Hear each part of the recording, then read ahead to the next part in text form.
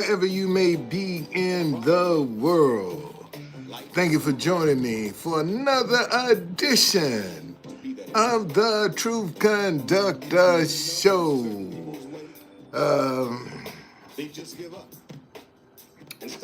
This has been a real quiet day today. I had a bunch of garlic that I peeled and I'm pickling and just taking it easy today, man. You know, just taking it easy, not worrying. You know, and sometimes these lives come to me at the last minute, you know, and how you handle adversity is what's going to define who you are. You either going to face the adversity that you're dealing with some confidence and some faith, or you're going to be afraid of the adversity that you're dealing with fear and second guessing and doubt. And that's what's going to define who you are. See, because either way, whether faith or fear, you're going to get what you believe in. Let me say that again. Either way, with faith, if you stand in faith and keep believing, that's what you're going to attract to you. If you stand in fear and second guessing and doubt, that's what you're going to attract to you. You see, and most people want to blame people and things for the circumstances that they find themselves in. And that's the easy thing to do, is to place blame and not be accountable with what's going on inside of you. See, most folk don't even want to address some of the feelings that they're dealing with, some of the unforgiveness that they're dealing with, some of the anger they're dealing with. Oh, wet my nose? Okay. Thank you, man. Thank you.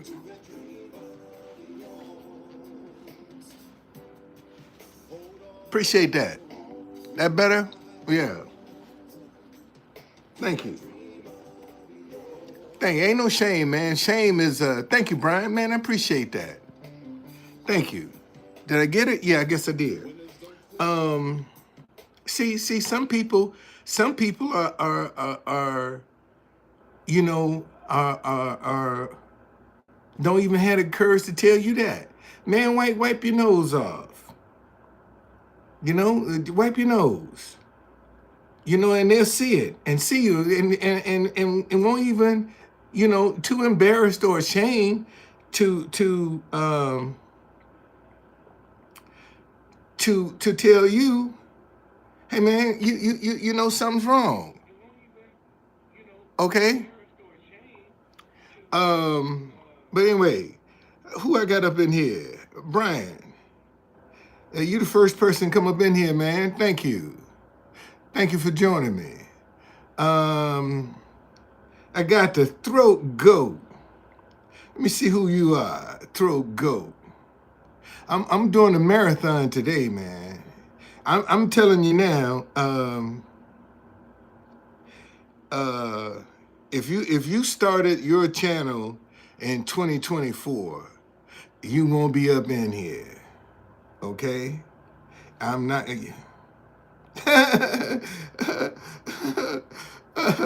Oh, I got somebody talking about I look like the retired Denzel Washington. I'm waiting for his money to catch up with me.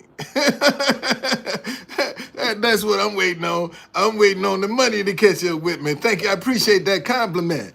You know, who I got? I got. Oh, Edward, man, I didn't see you. Thank you for joining me. Um, um,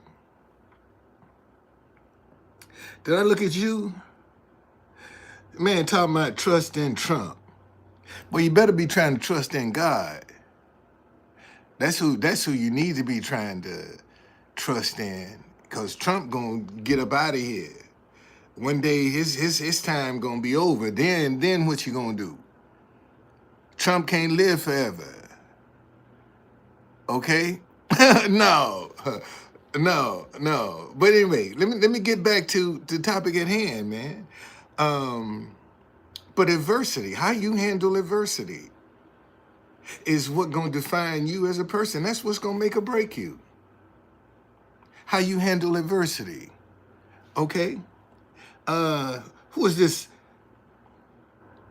Guns and Magnolias. What's going on? Thank you for joining me. Okay, you safe. You safe. So you know that, and this is what a lot of people don't want to address. And see, adversity is what guards the door to success. How you handle adversity is going to be based on how successful you're going to be. Because when the rubber meets the road, man, if you fold and give up, you'll never make it in.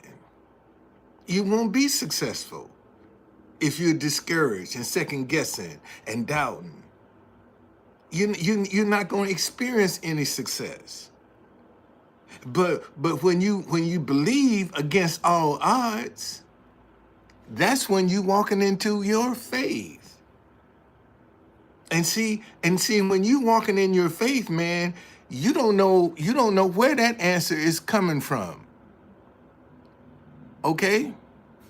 Tanya, thank you for joining me. When you walking in your faith, man, you don't know where the answer is coming from. You don't know who's gonna bring you the answer. The only thing that you believe in is everything is gonna work out in your favor. See, when you start walking in your faith, you just know, man, whatever you facing is gonna work out in your favor. You don't have to worry. You don't have to lose sleep. You don't have to second guess, because you stay in a proactive mindset. And see, and if I can tell anybody how to deal with adversity, that is, man, stay in a proactive mindset. Always keep on the hunt for solutions and ideas. Keep your mind busy so you don't have time to sit down and worry about what you're going through or what's happening to you. Because you constantly looking for an idea. You're constantly out ahead of yourself. You're being proactive. Okay? You ain't sitting waiting for an answer to come to you. Oh my goodness.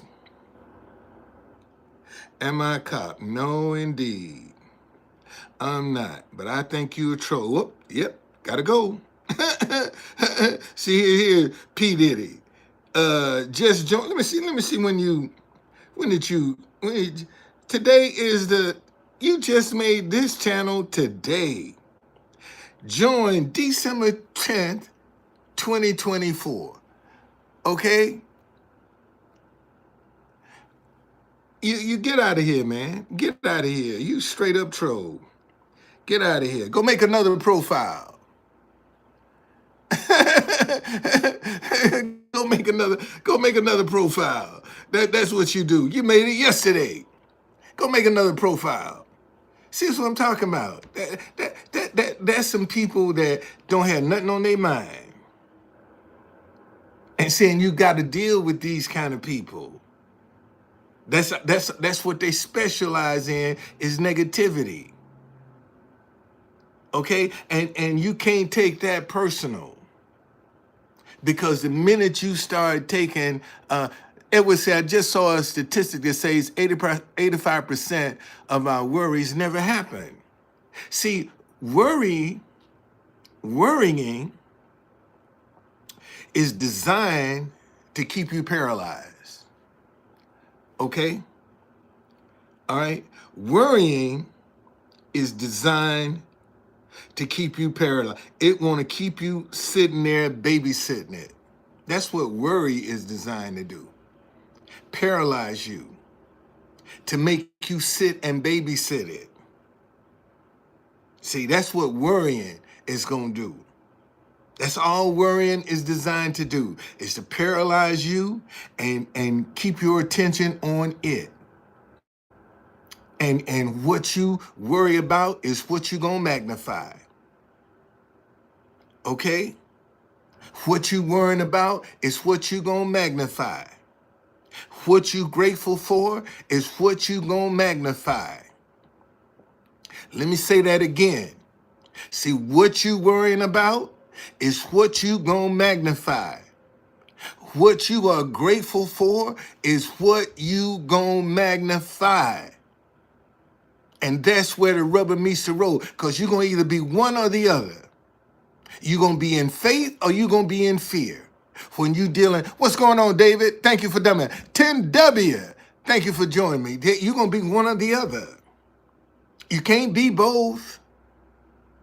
Let me say that again. See, you can't be both.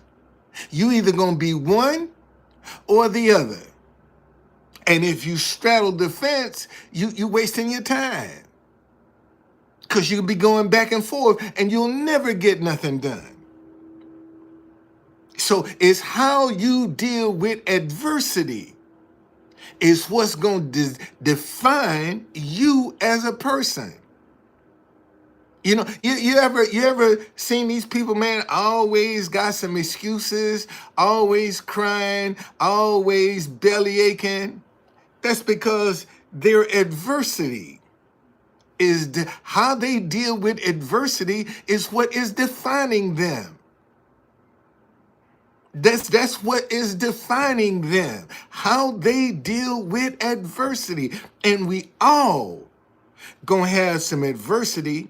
And I don't care how much money you got, how poor you are, you still going, you think rich folk ain't got no adversity in their life? Here's case in point. Look at this dude that killed this CEO, healthcare CEO. Look how rich his family is. He came from money. He ain't broke. His family ain't broke. And look at what motivated him. Dude could be doing anything he want in the world, and he's now sitting in jail because of a wrong decision when it came to adversity. See, some people get involved with adversity and they snap. It's coming, man. Good Lord, hope the Lord let me live to see a new year. I want to get my hands on her. I want to get my hands on her in the new year. Yes, sir, buddy. Yes, indeed. We got some catching up to do. We got a lot of catching up to do. Yes, we do. Yeah, we got a lot of catching up to do, buddy. Yes, indeed. I'm savoring for the moment. I'm saving everything for that moment. But seriously, man, you know, how do you handle your adversity? Are you scared? Do you second guess yourself? Do you doubt? Or do you have faith? Do you believe that whatever it is that you're going through is going to work out? Remember, and see, and you know, sometimes it's better late than never. But one of the things that I had to remind myself, I had to remind myself of. You know, I do every Saturday. I do Saturday in Proverbs, and you know, Proverbs is a book in the Bible that will tell you how to live uh, today in today's environment. It ain't got nothing to do with 2,000 years ago. Okay.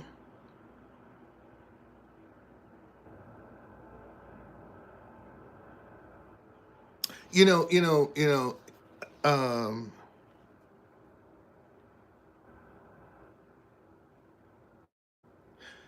um, in Proverbs chapter 12, um, verse 14, it says, "A man will be satisfied with good by the fruit of his mouth, and the recompense of a man's hands will be rendered to him." Well, let me look up that definition, because I don't want to assume that people know what recompense means. So let me give you a definition for it. Okay?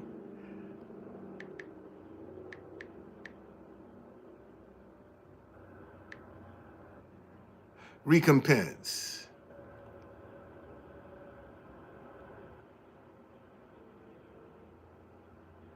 Um, Compensation or reward given for loss or harm suffered or effort made.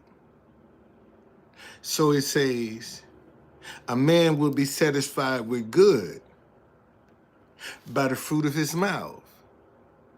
Well, what's the fruit of your mouth? Your words. Okay? All right? Okay? And the recompense, the work of a man's hands will be rendered to him.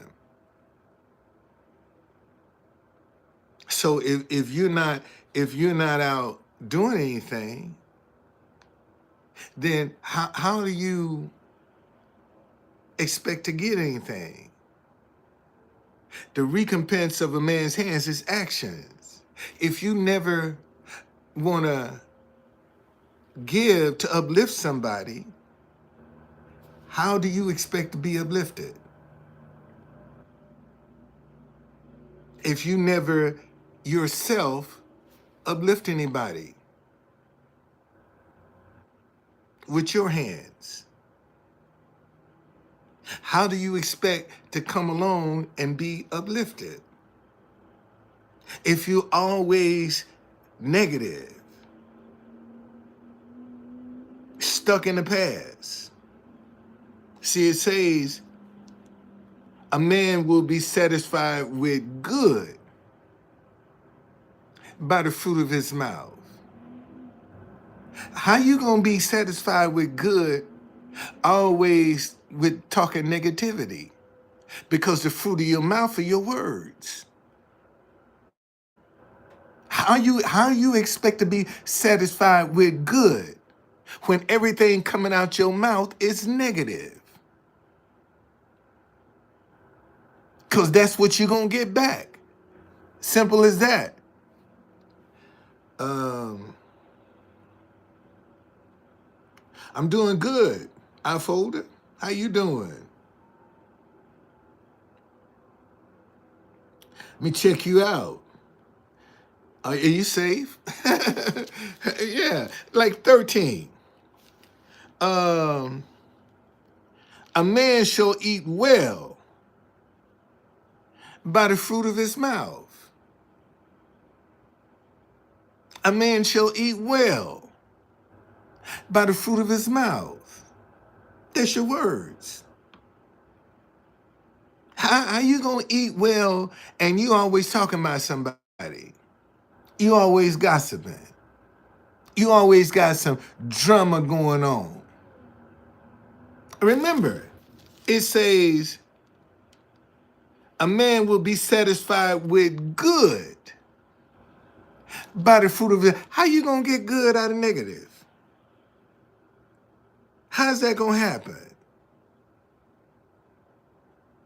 And the recompense of a man's hands will be rendered to him.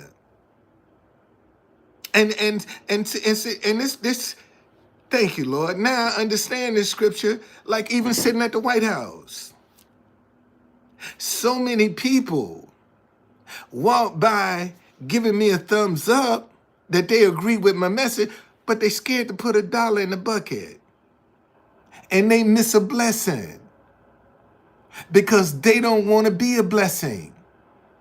And see, and this is the problem that we have now. So many people miss blessings because they don't want to be a blessing.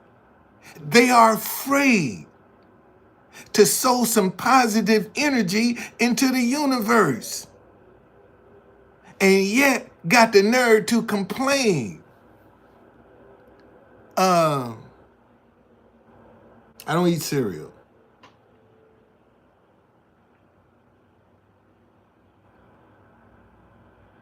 You safe? I don't eat cereal. No, I don't eat cereal at all. Okay? So this is what I'm saying, man. How you deal with adversity.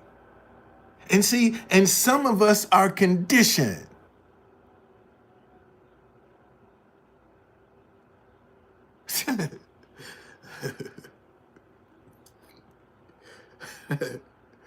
Boy, I tell you, let's see here. It's gonna tell the story. That's what's gonna tell the story. That's what's gonna define you. How you gonna deal with adversity. When you don't see no hope. When you don't see the answer. But you believe that it's going to work out. And I read the scripture over and over. Jesus said, all things are possible to him who believes. You can't be scared and think you in faith. That just don't work. And you got some people second guessing, scared, doubting, and would turn around and tell you they got faith. Yeah, you got faith in the negative, but you ain't got faith in the positive. And your faith in the negative will work just as well as your faith in the positive. But see, most folk want it instantaneously, just like this. They don't have the patience to let it manifest on its own. And if it don't come just like this, then they don't believe it's going to come. Because they're looking for an instant miracle. And you might not be able to handle an instant miracle.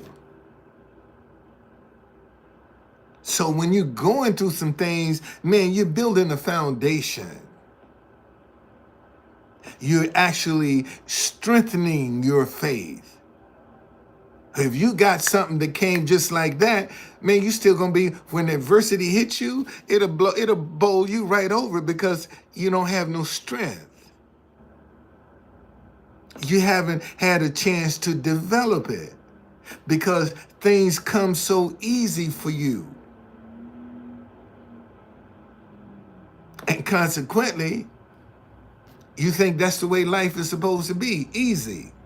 And it's not. It's not. It's how you handle what you're dealing with. And it's going to define you one way or the other. See, because how it defines you is how you're going to be interacting with people. Man, if you're scared and you insecure and you second guessing yourself, I mean, your conversation is going to be negative. Your conversation ain't going to, a lot of the people in New York, black folk, I'm talking about, that were complaining about the Eon Mad Gun. Thank you for joining me. A lot of the people in New York that was complaining about this white guy, Daniel Penny, the verdict in New York. I bet you $1 to a donut, 98% of them mofos weren't even registered. They don't even serve jury duty. They don't even serve on jury duty.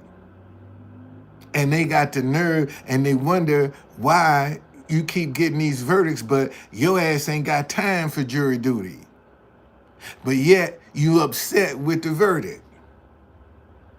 Maybe if you took your butt down to the courthouse and served jury duty, then some of these verdicts wouldn't be the way they are. But see, the one thing black folk don't want to do is public service. They don't want to serve jury duty. Man, they'll make any kind of every excuse they can. Get a jury duty notice in the mail. Shit, they be looking for everything. Well, there's some white people lazy too. But we talking about the black community right now. Okay? They just don't want to serve. So you can't be upset. I don't watch no crap like that, man. Because that's designed to divide us. Okay? It's designed to divide us. So I'm not going, and like I said, half of the people down there protesting probably ain't even registered voters. Because that's how you get chosen for jury duty, being a registered voter. And they probably ain't even registered to vote. And they unhappy with the verdict. But yet you don't do your civic duty. And you get mad and upset because somebody else do their civic duty. And besides, and this is the thing, a lot of people don't want to come to grips with. Man, if you served in the Army or the Marines, you're a trained killer. Let me say that again. If you have served in the Army or the Marines, you're a trained killer. They have conditioned you to be a killer. I mean, you're a trained killer. If you done served in the Marines or the Army, that's just facts. Because you're going to be in that situation where you're going to have to kill. You see, so come on, man. Let's be real about this. This ain't some Joe Blow. This was a Marine. Marines are trained to kill. That's it. They just trained to kill.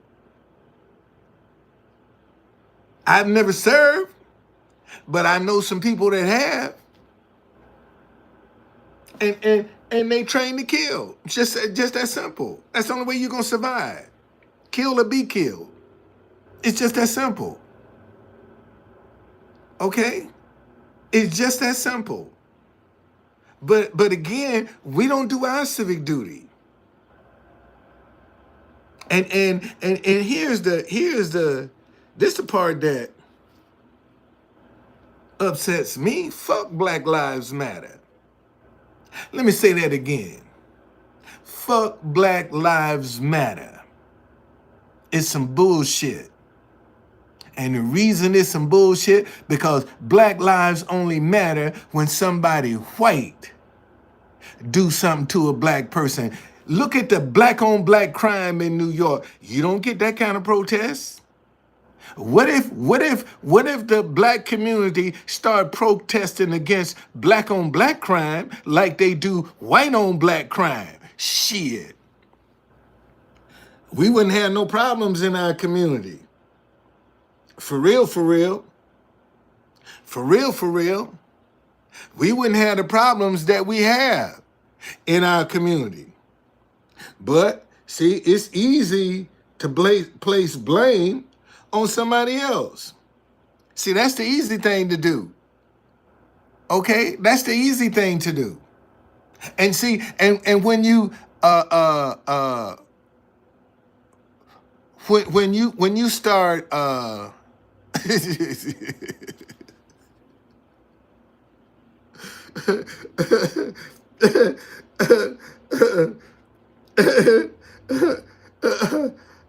gotta go to your channel, man. I gotta go look at your channel. Uh, oh well, shit. You get off that. Yeah, that's that cheap welfare plan you got. That's what that is. Shit.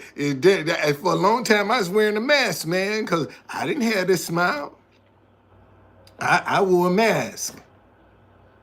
You know, Bible say a prudent man will hide shame. Okay. See, here again. Now, let me just use this as an example. Give me liberty, say I can't afford new teeth. Okay, but how you know you can't afford it? Because maybe if you step out on your faith and go to a dentist, you don't know where that money come from. You don't know how God will deliver that money. Well. See, you okay.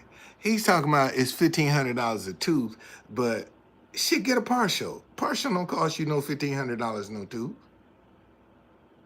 It's just that simple. See, you trying to get some implants. That's what you trying to do. Well, start out with a partial. If you got some good teeth, a partial can hold on to. Why don't you just get you a partial? And that partial probably will cost you $1,500. And you worried, and you trying to get some implants. A partial, no. See, your bone marrow will recede eventually with some implants. Okay. You see, you up here acting a fool. You're on a thin line from getting blocked. So just go on, take that crap somewhere else. But see, again, man, it's how you deal with adversity. And this is just what I'm talking about. How you deal, because when you start dealing with, thank you so very much, because I don't want to block you. Okay? Okay, I see. It's how you deal. There's always an answer. Okay, there's always an answer. Might not be the answer you want, but there's always an answer. And see, thank you, Lord. See, we get so stuck in our ways. We get so stuck in how it should be done that we don't even look for any other possibilities. We don't even entertain other possibilities. And that's what I'm saying. When you start walking down being a proactive person, man, you're going to entertain other possibilities. You ain't going to be stuck in your way, stuck on one solution. It's either this way or no way. No, man, you're going to entertain all possibilities. And sometimes you got to crawl before you walk. I would love to have some implants, but I don't. I got a partial. Because at this point in my life, the finances are not conducive for implants. But when they do become conducive for implants, that's what I'll do. I'll get some. But until then, still got a smile. I ain't hiding behind that mask no more. And that was, shoot, almost a year I had to wear that mask. Almost a year. Because, matter of fact, Rudy Giuliani is going to be in court tomorrow. And I remember when he was here last December, I said, Rudy, I was wearing a mask. I said, man, happy Merry Christmas to you. And he said, oh, you're a gentleman and a scholar. And here he's back a year later, I ain't got the mask on. I'm looking forward to that. See, so it's how you handle adversity. It's what will define you. And not only will it define you, it's what you're teaching your kids and your grandkids. Because they're watching you as well. How you deal with that adversity. They're watching. Okay? Man, I had the Whole Foods in Old Town is my favorite to go to. And one day, I usually go in there like this, and they know who I am. But this time, I had a pull down scully on my head, scarf around my neck. You know, I was out of character.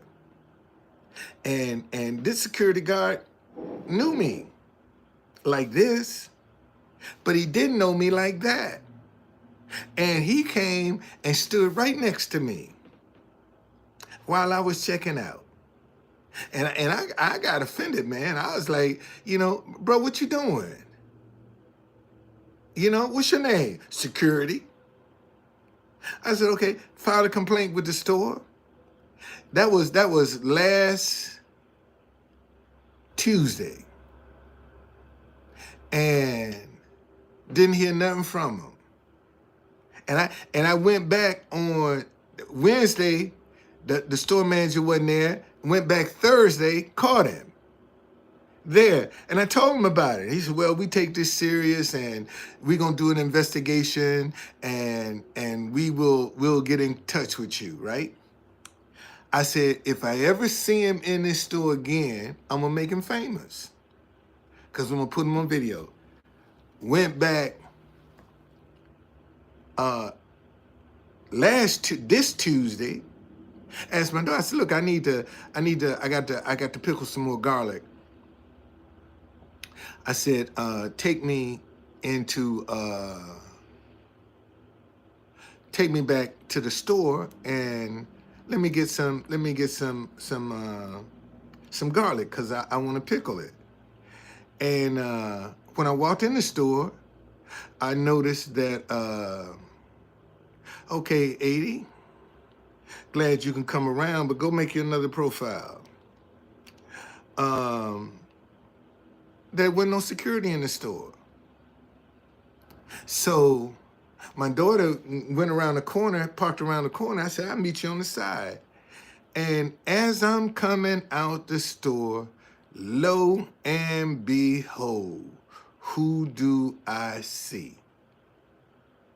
The security guard standing up smoking a cigarette outside.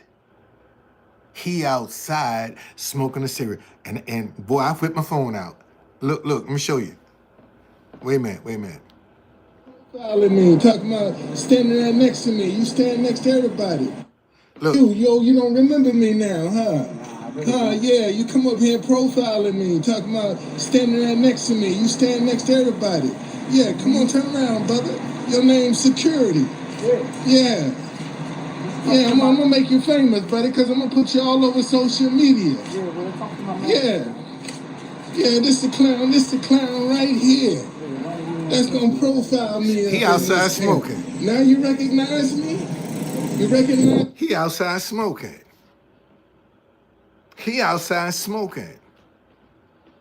So since the store manager didn't want to address it, I sent an email to corporate and the video.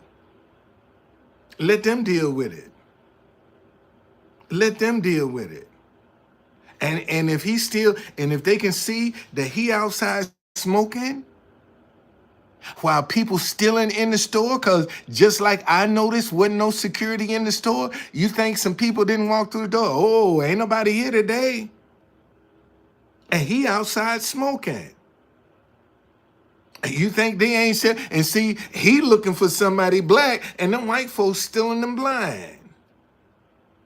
Because he ain't paying attention to them, because he looking at everybody black. He's suspicious of everybody black walking the door. So white people, man, I remember when back in the 80s,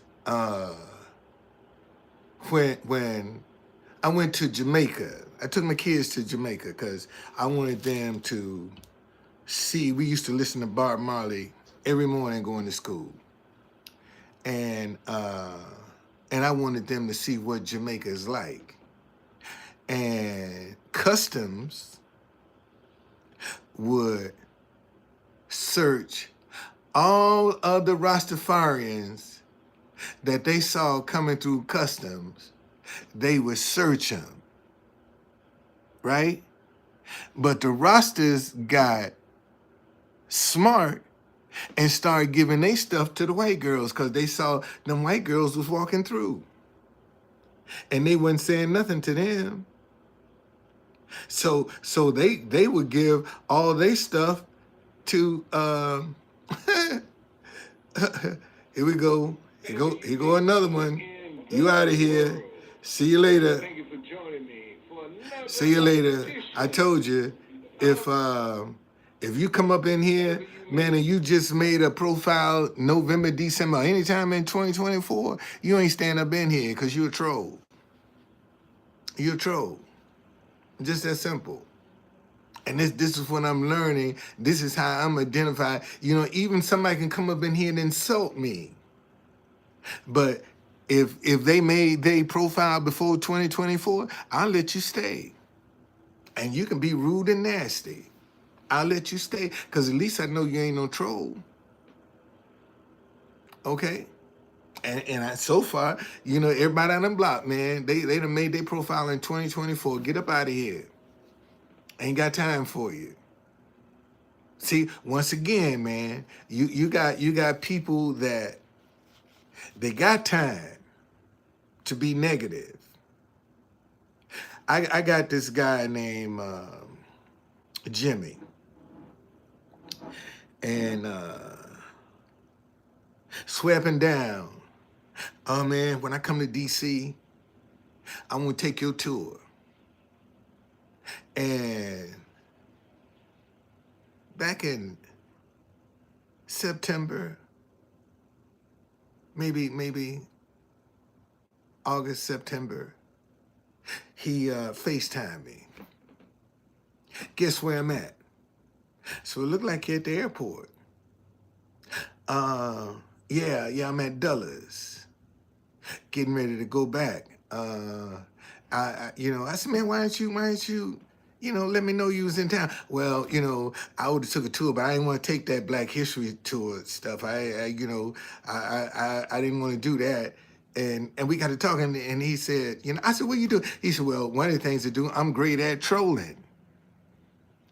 And he just told on himself. One of my biggest trolls is one of the guys that pretend to be a friend of mine. Is one of my biggest trolls. And think I don't know it. So when I this video I just showed y'all, I put it on Instagram, and he responded. I said, "Oh, Jimmy, and one of my biggest trolls. One of my biggest trolls." And see, and this is what I'm saying that to say some of the very people you think are in your corner are the ones behind your back throwing bricks at you. Okay? Some of the very people that you think that, man, they got me, and they are the ones behind your back throwing bricks. Throwing, man, it's storming outside. Whoa, it's storming outside. I mean, it is storming. Hope power stay on. No, conservative atheist is dead, man. Conservative atheist is dead. That's what I heard. that conservative atheist is dead. Conservative atheist is dead. That somebody earlier this year, right at the beginning of the summer, told me that he had died. And I told him I believe it when I see the obituary. Show me the obituary, I believe it. But they swear up and down he's dead, and I ain't seen nothing from him on social media. So something going on, because he sure ain't posting. Sure ain't posting. You know, and he was sick too. He was sick. That dude was sick. He was sick, and had a nasty attitude. See, and that's another thing. You know, you going through some adversity, and you got a nasty attitude. You just making it bad on yourself. I wouldn't want to be in your shoes, really, for real. I wouldn't want to be in your shoes. If you that nasty and you dealing with some adversity, I wouldn't want to be in your shoes. Cause you ain't gonna have no pleasant ride. It ain't gonna be pleasant for you at all. Under no circumstances will it be pleasant. It ain't gonna be pleasant for you. So you might as well get used to that idea. Oh man, I got a visitor from the United States. Done visited truthconductor.tv.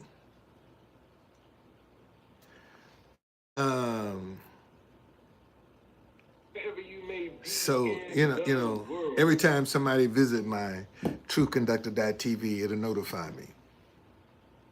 So I probably will get a lot of notices today that somebody's on, because I noticed that when I start doing a live and I'm on for an extended period of time, that it'll start telling me that I get these visitors.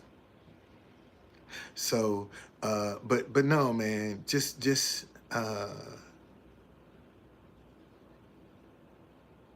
stop being afraid to deal with adversity, to confront adversity. That's how you're going to learn about who you are. That's how you're going to learn what you're made out of. When you can stand up with it. Because everything has an answer. Everything has an answer.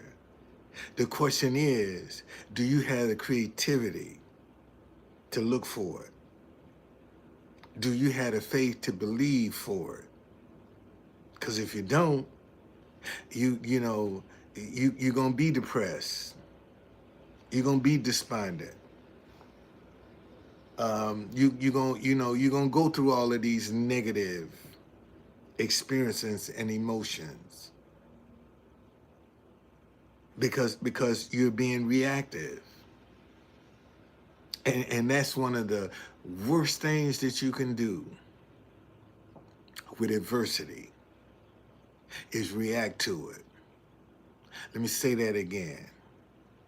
That's one of the worst. And see, and what I'm telling you is easier said than done, because you got a lot of mindsets and habits that you have to break.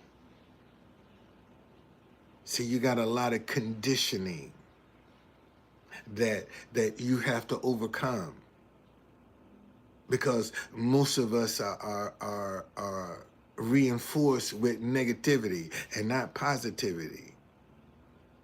So we have to break those mindsets and those conditionings to get change. But if you don't have the courage to try, if you don't have the courage to stand up, if you don't have the courage to take a leap, then you will always wallow in your misery. And you know what they say, misery loves company. And that's why you got so many people that be snapping on folk, because they don't know how to handle the problems that they're dealing with. And 9 times out of 10, they snapping. It ain't about you. It's about some other stuff that they dealing with. And you just happen to come along to be the spark to make that, to set that stuff off. That's most of the time. You find these people out here snapping and going crazy and jumping on people. That person has nothing to do with it.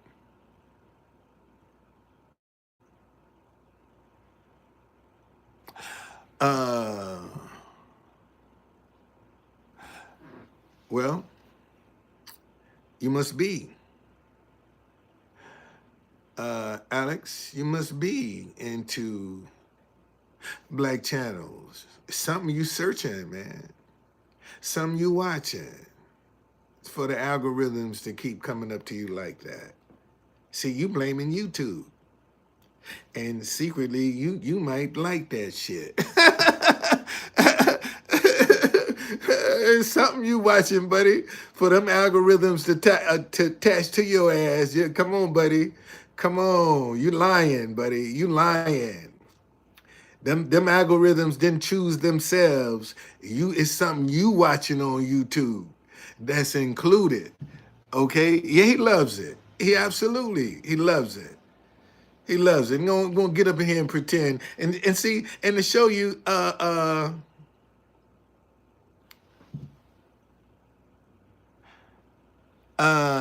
oh, you've heard the let me see what that word means. I don't even know what that word means.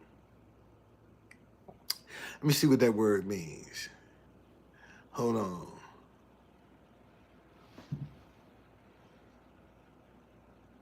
Let me see what that word means. Because you done gave me a new word here.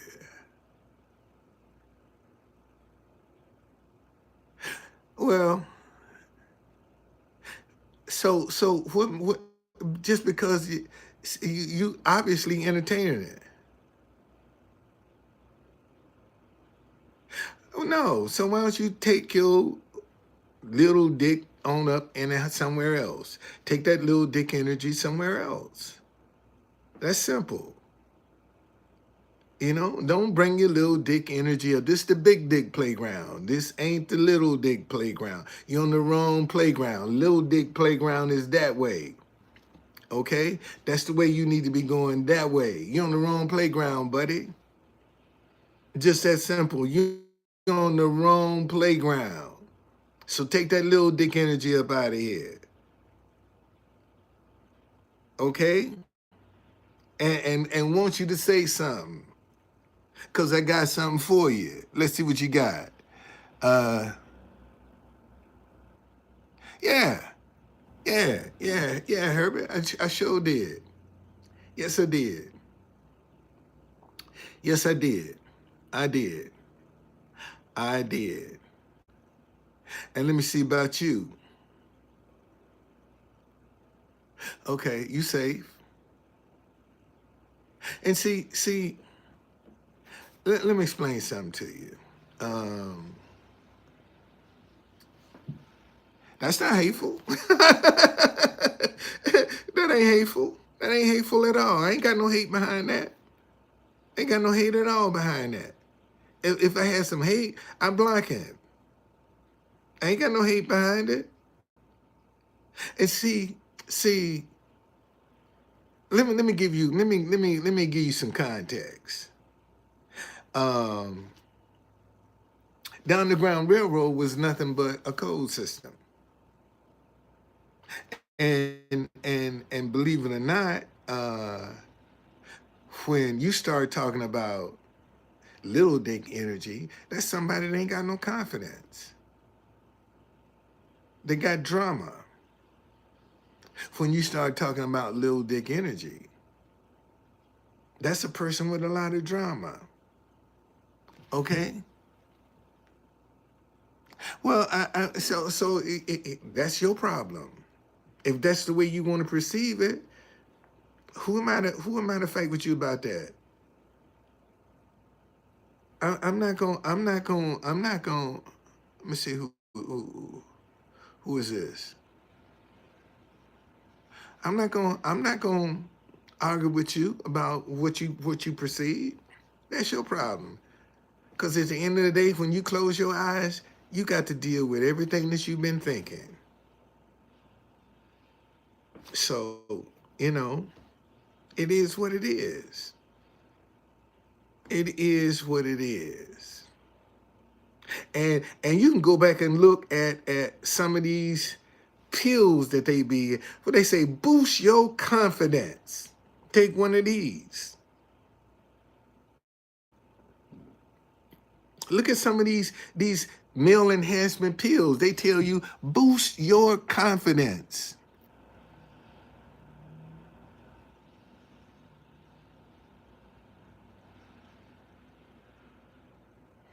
Well, see, listen, hey, Herbie, you can leave.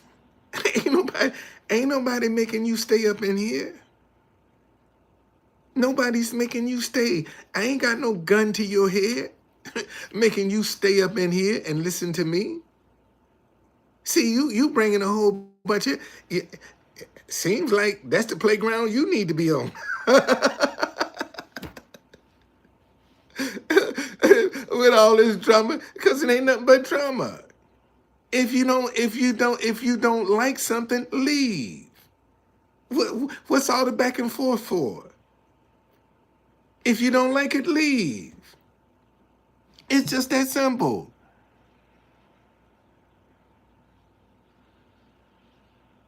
Well, but what I'm saying to him, why are you offended? I ain't talking about you. So what? So why should you be an offense for somebody else that you don't even know? you don't even know the person. Why are you offended? Why are you offended for them?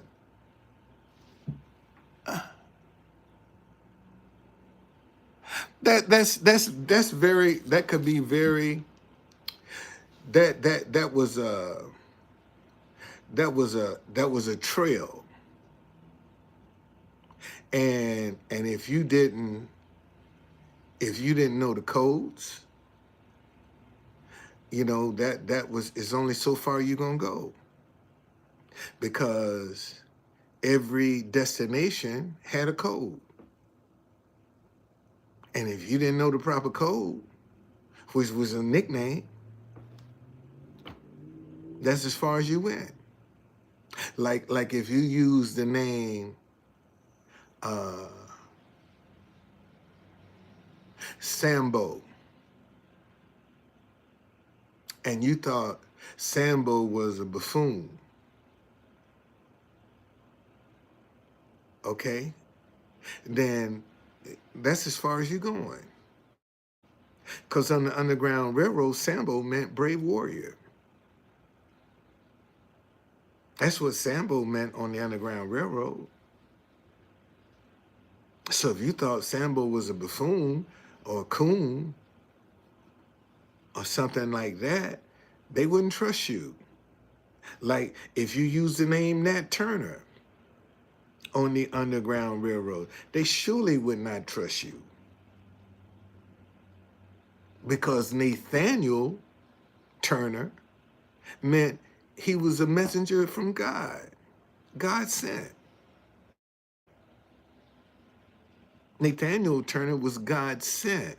And they hanged him in Jerusalem, Virginia. That's where he was hanged. So if you use the name Nat Turner on the Underground Railroad, they wouldn't trust you. And it was so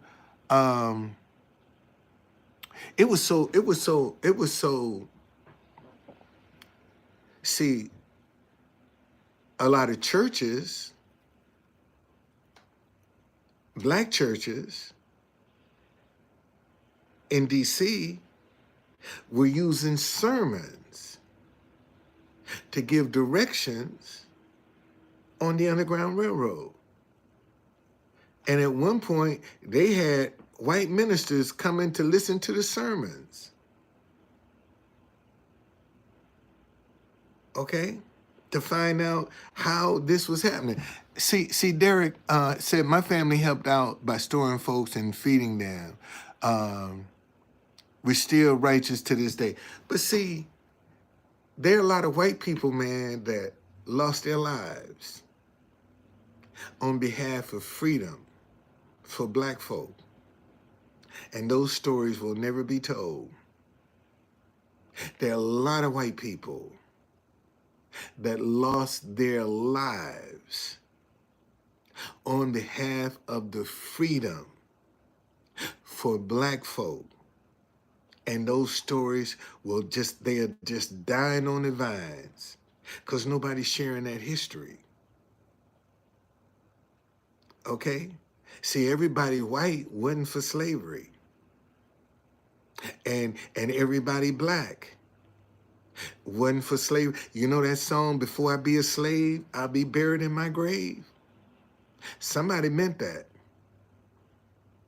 There are some black folk that's where you think the song came from.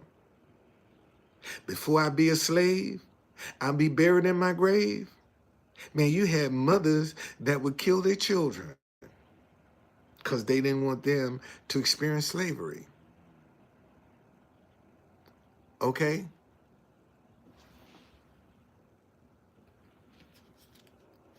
Well, if I am, why don't you just go ahead and leave? Bush, why don't you just go ahead and leave? Who needs your input? Obviously, it ain't important. Obviously, it ain't important. Because it's something you don't agree with it. So why hang around in some stuff that you don't agree with? That's like glutton for punishment. Glutton for punishment. So if you don't agree with it, why still hang around? Why try to convince some other people to follow you? And, matter of fact, let me look and see. Let me look and see. You ain't got no subscribers, no videos, no nothing. Nothing. You just joined, you open your channel December the 12th, 2019. Well, I think I am a cool, respectable dude. Look better than you. At least I don't have to hide behind some bullshit. You come up here talking shit and look at your picture. Look at your picture. You can't even present your own face. And you got the nerve to live in a glass house and want to throw some stones. Ain't got no followers, ain't got no videos, but yet you coming up here, all you want to do is just go from page to page, incognito. That's all you want. Because you ain't got nothing to offer. You don't have nothing to offer. But yet, you want to try to put down somebody else. And you ain't got nothing going for you at all. That's all he is a surfer dude. That's all you do is surf. Well, see, you call it stupid, but look at your profile picture. I look better than you.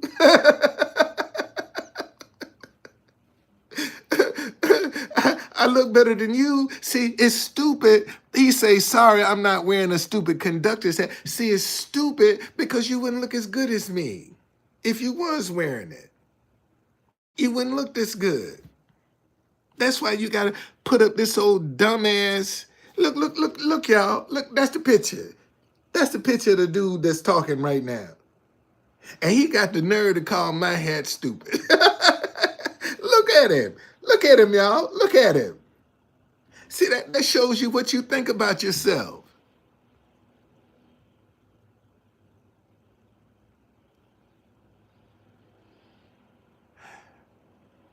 I like Pooh Nanny, man. I like Pooh Nanny. A shithole is not my pleasure palace, whether it be on a man or a woman. I like Pooh Nanny. That turns me on. So you see, you probably would kiss your daddy on the lips, and might have been molested by a man. That's why you bring the shit up. Okay? Who gives a shit? You know what? You looking for it. You in the wrong. Let me get rid of you. Let me get rid of you. Cause all you looking for is some drama. Get up out of here. Um, oh, here go another one. Gotta get him out of here. Gotta get him out of here. See you later, 2024. See ya. See ya. Get out of here. But see, this is what I'm talking about. Remember that scripture I told you, I read to you? A man will be satisfied with good by the fruit of his mouth.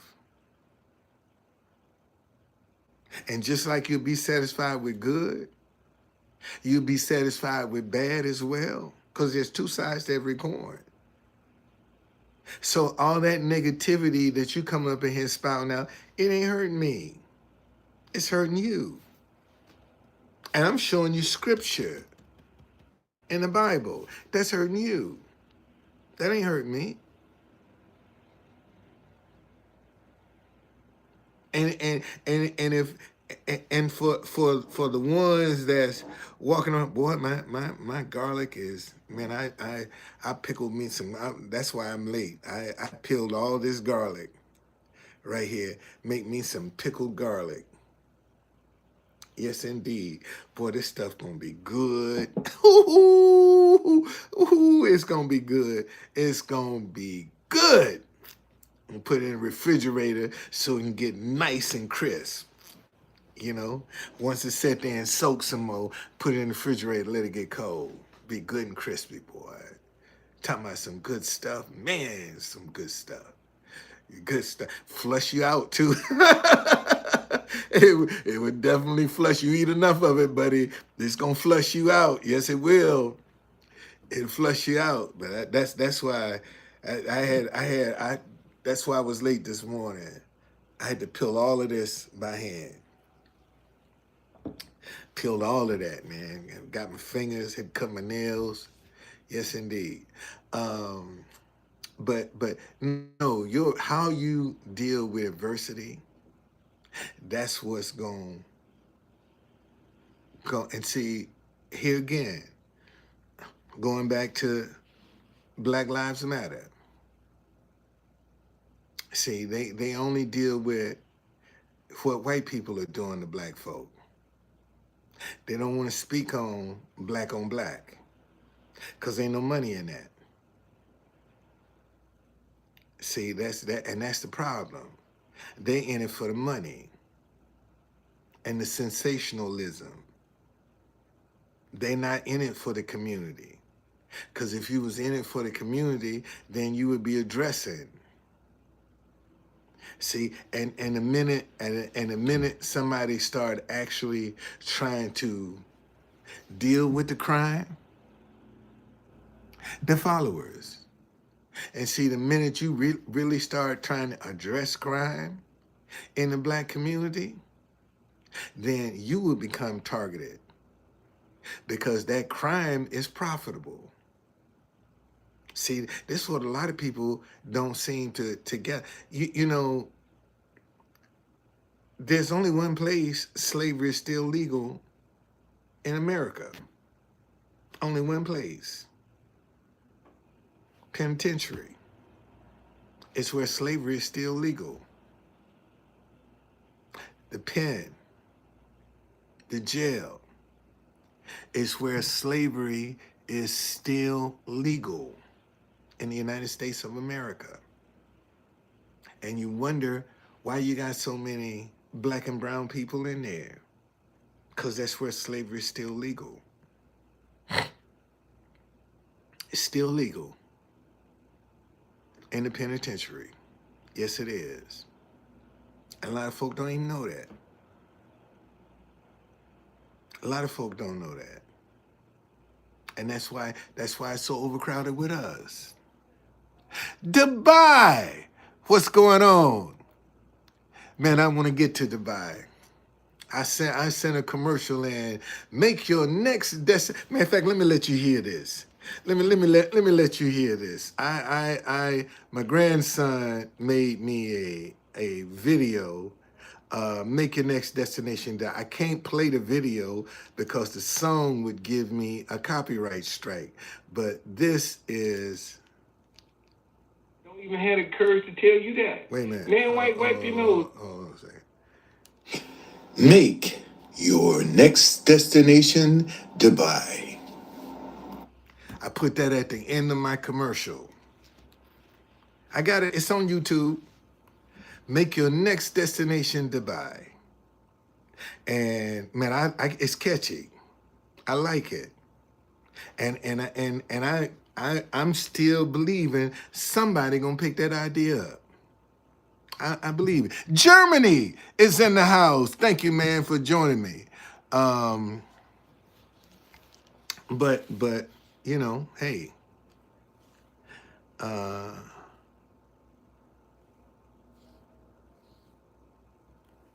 we'll see.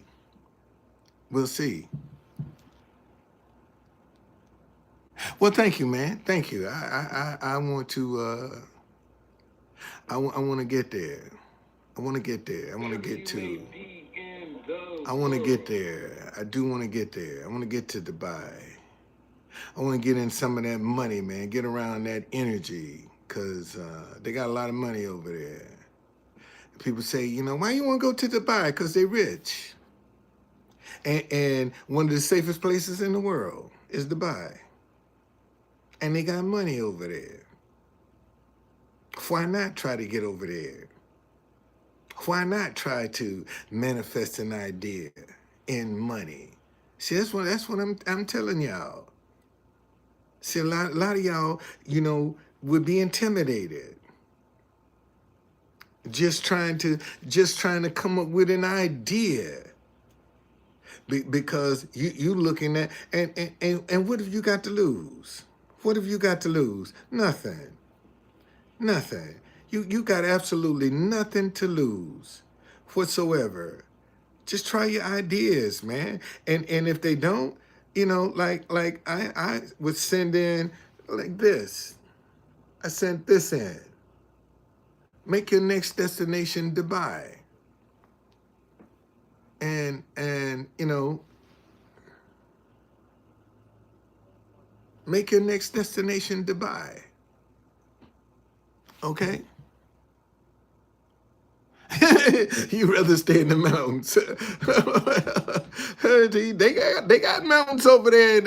I'm sure they got some mountains somewhere.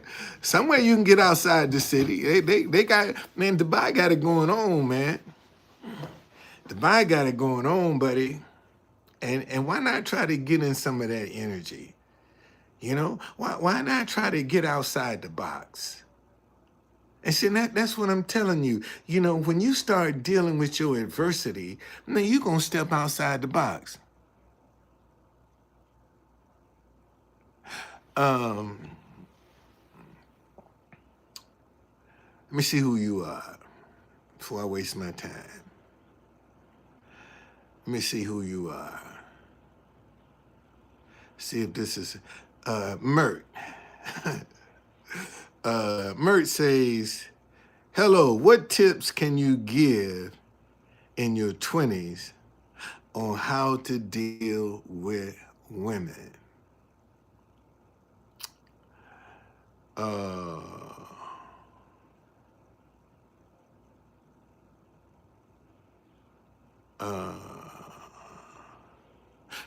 She can look up longer than you can look down.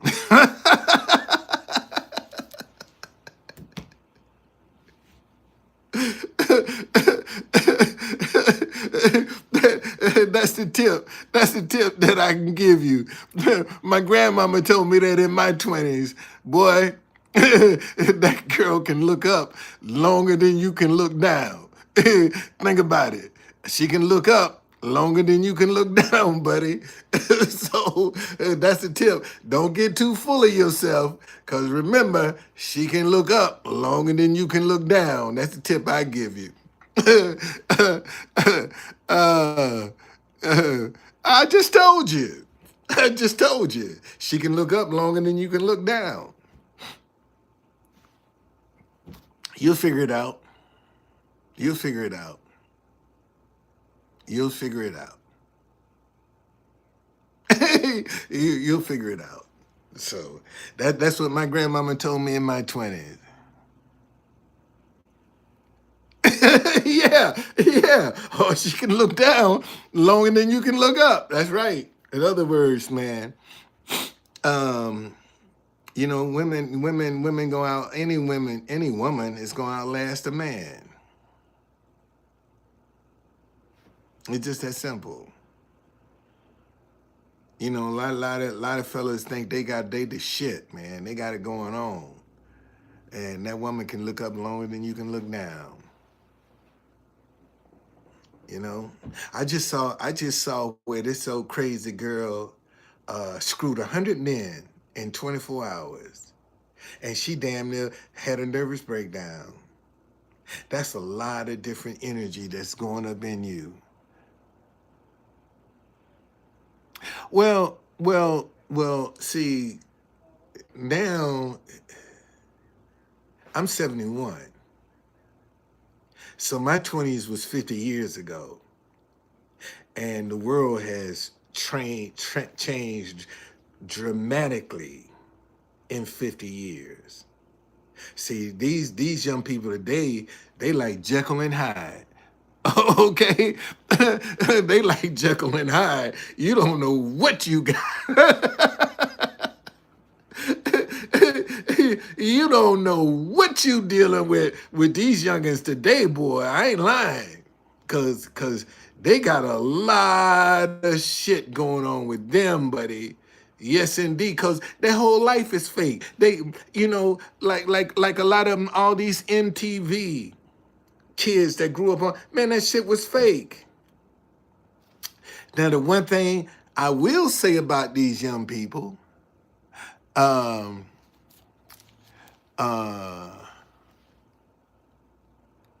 they can spot fake a mile away. That's for sure. Robbie B asked me, why are black women so angry?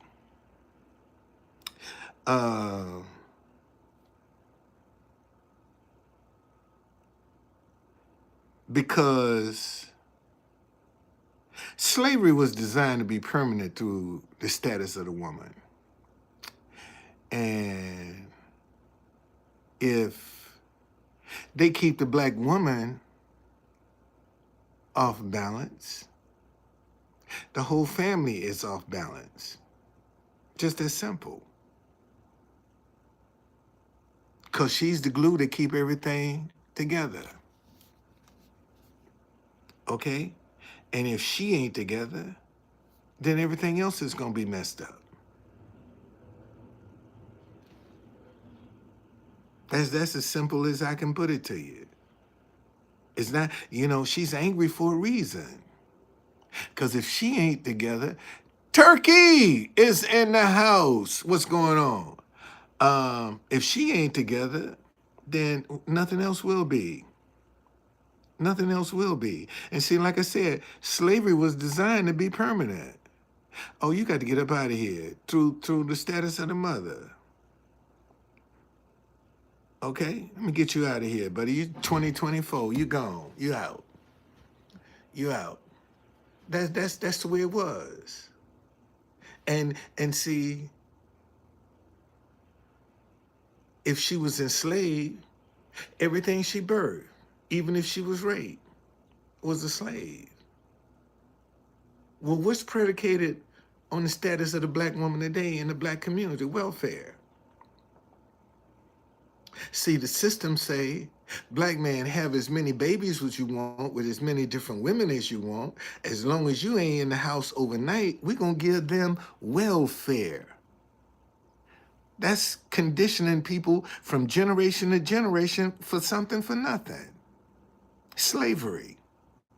And then the system will turn around and say black men don't want to be fathers. But wait a minute, the government told me I ain't had to be no father. If I wasn't in the house overnight, he would give them welfare. You see how the system is rigged? See, but they'll turn around and say black men don't want to be fathers. I think Ben Carson sold his soul. He sold his soul. He ain't got no backbone. He ain't got no big backbone. None whatsoever.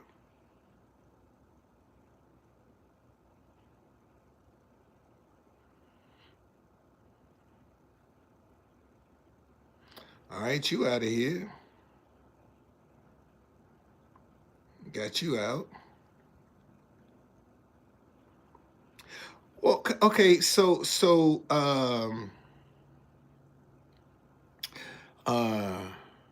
Prizery says racism and stereotypes is different. Absolutely. Racism controls shit. Okay? When you're racist, you are in control of shit. That's why black folk can't be racist. They can be prejudiced. They'll never be racist because we don't control shit. Okay? How about Wendy Williams? She got exactly what she deserved. She got exactly what she deserved. Okay? Because she kept a lot of drama going on in the black community, and she done lost her damn mind.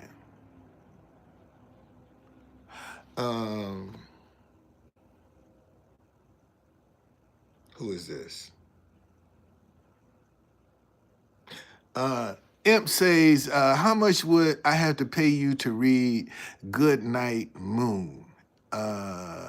Since I don't know what it's all about, probably about 25,000. Okay, probably about 25,000.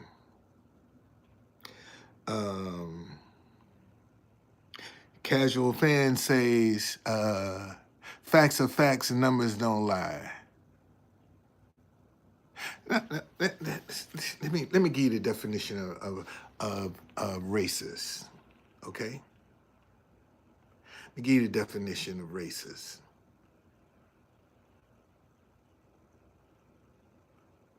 Racist, characterized by showing prejudice, discrimination, or antagonism against a person or people on the basis of their membership in a particular racial ethnic group, typically one that is a minority or marginalized. A person who is prejudiced against or antagonistic toward people on the basis of their membership in a particular racial group, typically one that is a minority or marginalized. When you're a minority, you're not in control. See, that's what I'm trying to get you to see. All right? When you are a minority,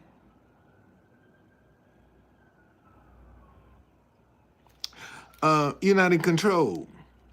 And that's the problem.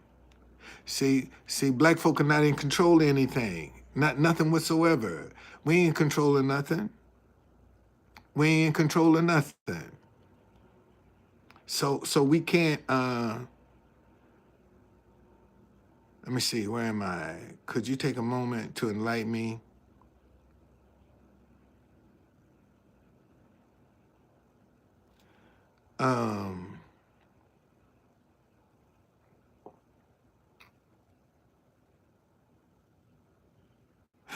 Uh,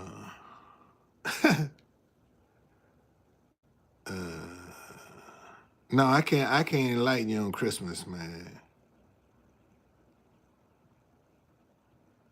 Okay.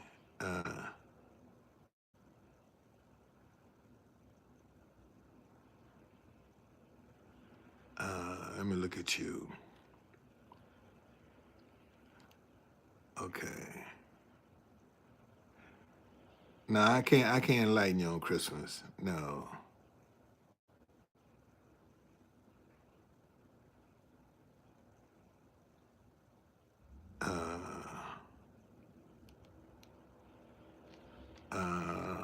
What we got?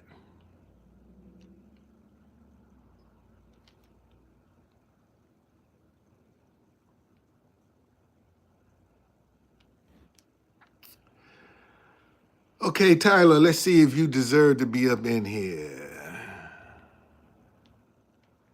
Let me see. Let me see if you deserve to be up in here.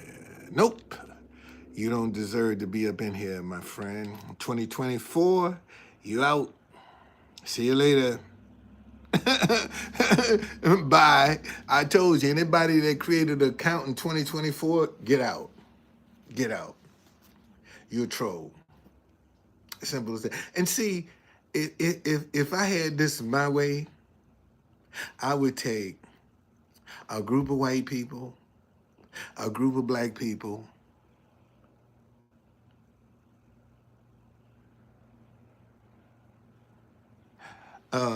and make them sit across the table from each other and take their phones and talk it out. And the only break you're going to get is a restroom break because we're going to break bread together. Okay, we breaking bread together. All right? That's what I would do. I would get some black folk and some white folk, sit them across the table from each other. And let's put all these myths and stories on the table and talk about them. And you can take a bathroom break, and then at the end of the day, we're going to order lunch. We're going to break bread together. And then when the session is over, I give you your phone back. That way you won't be distracted. Okay? You won't be distracted. See, I ain't got to worry about nobody trying to leak out what we talking about and all that stuff. That's what I would do. That's what I would do. When I get in that position, that's exactly what I'll do. I'll get some folks together, say, come on, man, let's talk. Because we're talking at each other, but we don't want to talk to each other. And we all paying the same high prices for food, gas, and medicine. And we hate each other. We're still making the rich richer. That's by design. And if I ask you, name a rags to riches story, you don't have one. You don't have it, but the rich is still getting richer. How come you don't have a rags to riches story? How come one of us can't be a rags to riches story? See, I could put, let's go Brandon on this sign right there, which means F Joe Biden, and get rich overnight, being negative. If I want to get rich overnight, okay, all I got to do is put, let's go Brandon on this sign, which means F Joe Biden. That's exactly what it means. And I get rich overnight. But yet, trying to bring people together, trying to unite people, I get looked at with suspicion. What he's up to? What the money gonna do? What you gonna do with the money? Who the money gonna help? It's gonna help me. It's my idea. See, in America, you can't even come up with a rags to riches story unless you're an organization. And I deal with it every day, man. I sit in front of the White House every day. And people walk by, give me a thumbs up every day. But they won't put $1 in the bucket. They won't do nothing to help me be successful.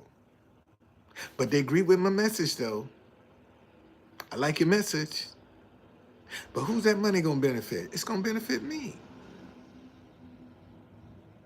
Why do you have a problem with me benefiting from a positive idea? But I can go negative and get rich overnight. and don't have the same luxury being positive. And I'm 71. So you think some of these young kids ain't been facing the same dilemma? Trying to do the right thing, trying to be positive, and getting ignored? This is how twisted society has become. And we're wondering why we got the problem.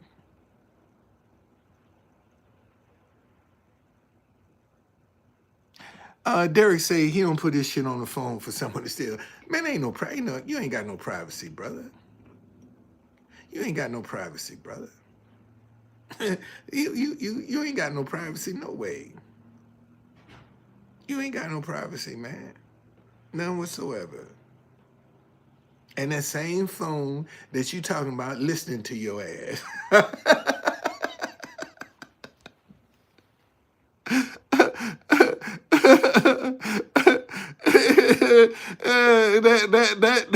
that same phone you talking about listening to your ass is listening to your ass. You ain't got no privacy, brother. If you think you got privacy, I got a bridge I sell you, rarely used. You ain't got no privacy, man. Not in America.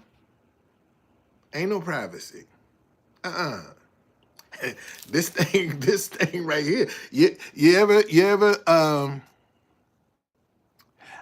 ever been talking to somebody and this phone time? I didn't get that. You have a total different conversation with somebody else, and your phone will end up saying, "I didn't get that. Sorry, I couldn't find them in your address." I mean, the phone listening to you, buddy. It's listening. It's listening to you. Believe me. And a lot of these apps that you got on your phone, that you give permission to your camera and your microphone, they listening to you too. Because you give them permission to control your camera and your microphone. And you think they ain't listening to your ass? You crazy. How you think all of this stuff keep popping up on your phone? You know? All of these different commercials start popping up because they're listening. They listening.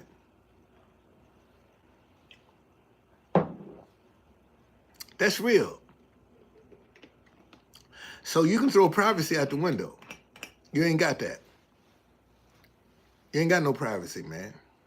Not in this world, no. That's only an illusion of privacy. You talking about something? Yeah, show your ass on Instagram. Yes. Yeah, see, Nicole, I'm telling you, it's listening to you. It's listening. It's listening to you. And every time you type something in it, that's your footprint. Every time you type something in your phone, that's your footprint. That's what it's going to show what you've been interested in. Don't you think for 1 minute when you do a search, shit, yeah, listening is only half the story. That's for real. Like these smart TVs. Shit, you think them televisions ain't watching your ass? Yeah, you think I agree with you on that. That's one thing I agree with you on. You know, let me see who you are. Okay. No. Thank you for joining me. I agree with you. But most of us, we're addicted to the phone. We're addicted. This thing here is an addiction. Because you can get on some of these apps, boy, and you be fiending. You know, can't wait. Go to sleep. First thing you're going to do is pick up your phone and start seeing what people talking about. That's an addiction. It is. You see, so it just all depends. Um, they might do. They might do. But if you ain't got nothing to hide, you ain't got to worry. See, if you ain't got nothing to hide, you ain't got nothing to worry about.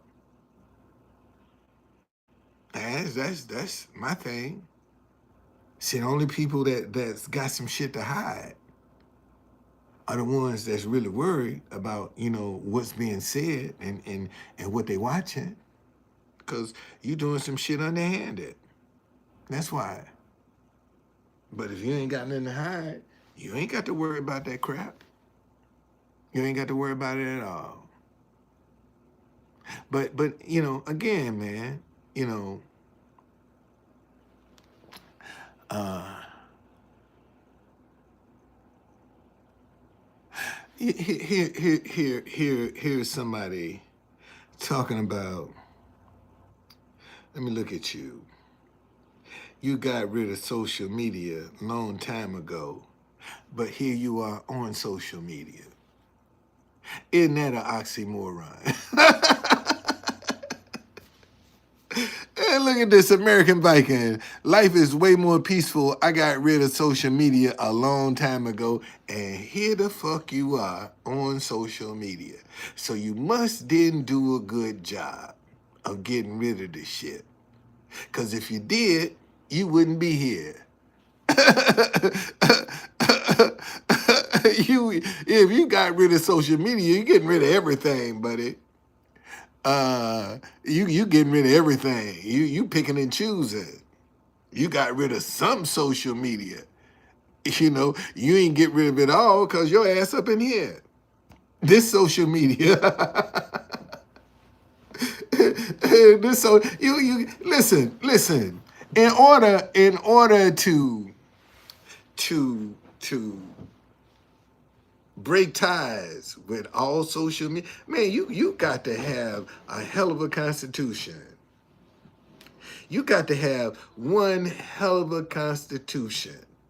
You talking about some discipline that you gonna break ties with social media? Man, that's discipline. That's some discipline. Okay, all right. You got rid of some social media. I take that. You didn't get rid of all of it. But that's some discipline, man. When you talking about you ain't gonna watch no social media, you ain't gonna watch no television is easy to break. I found not watching TV easy. There are times that I hardly ever turn this television on at all. And if I do turn it on, it's gonna be to watch a game, some sports. Okay? Quantum wave. You coming up here talking about the great white hope. You sound like some Jesse Lee Peterson shit. Oh, no talking Jesse Lee Peterson.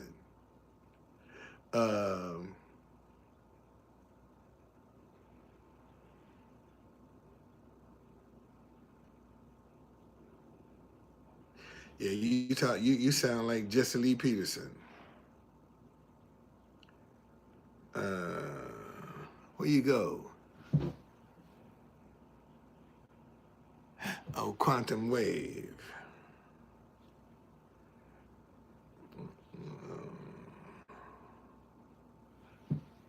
Let me look at you.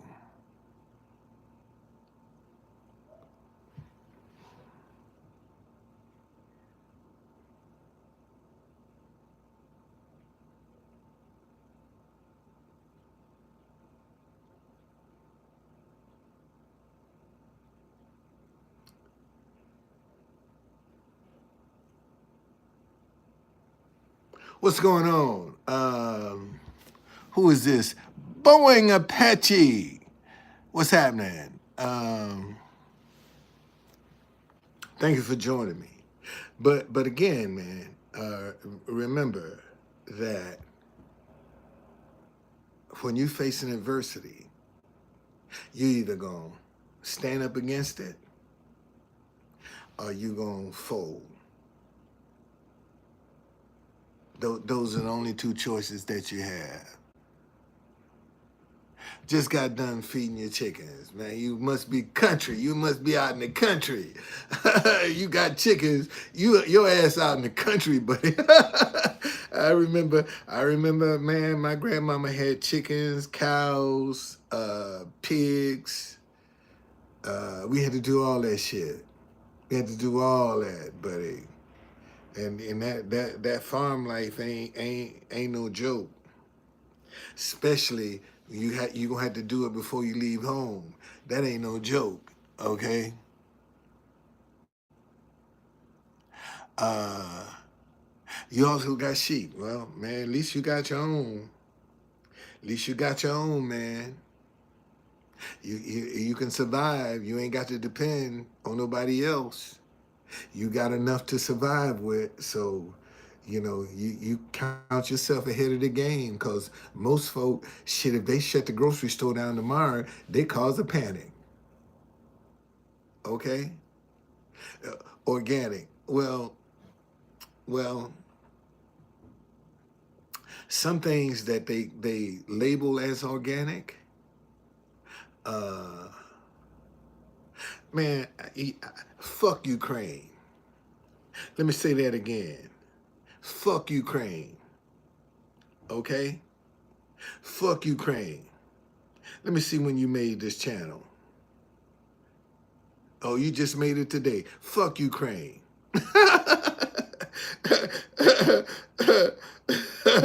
Fuck Ukraine. And get the fuck up out of here. Okay? Hey, shit, we got we got Americans that can't get no help, and we got money for Ukraine. Hell, I just saw an article where Zelensky got a mansion in Miami, $1 billion in the bank overseas, and he still want more money. Shit, Ukrainians are living better than Americans. And you talking about support Ukraine. Fuck Ukraine. Hey, let's send some of that money and old little, I'm not going to say that. Anyway,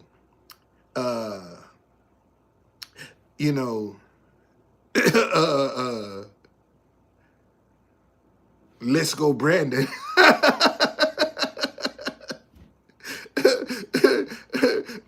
Let's go Brandon just sent them another $1 billion. Okay? All right? Let's go Brandon just sent them another $1 billion. And Zelensky got a mansion down in Miami. See, we ain't accounting for all the money that we done sent them, and they still want more. Because they trying to get all they can get before Trump get in office. See, that's what they trying to do. They trying to get all they can get before Trump get in office, because they know once Trump get in office, the gravy train is over. It's over. See, ain't gonna be no more gravy train. And they trying to get all they can get now under this current administration. You see, and that's one time I agree with Let's Go Brandon.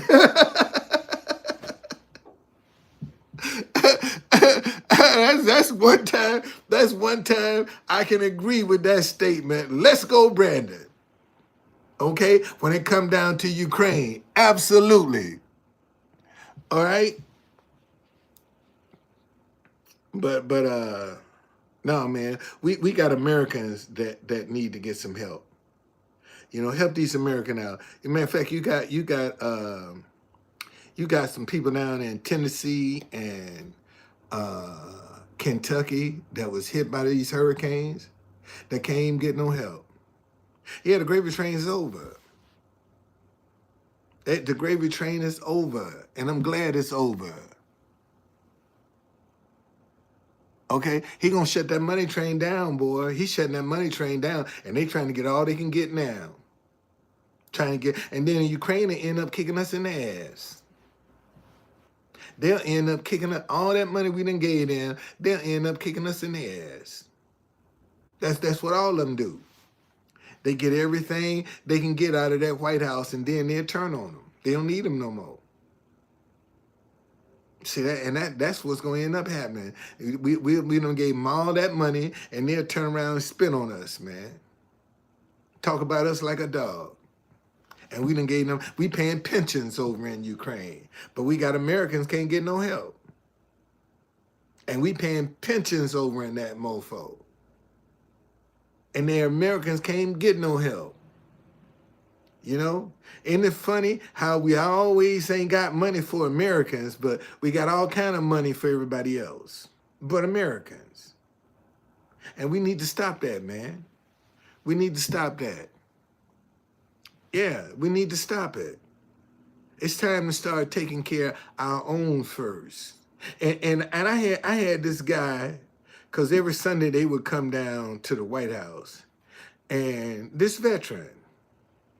And I'm like, man, I could take you right around the corner where some homeless veterans are.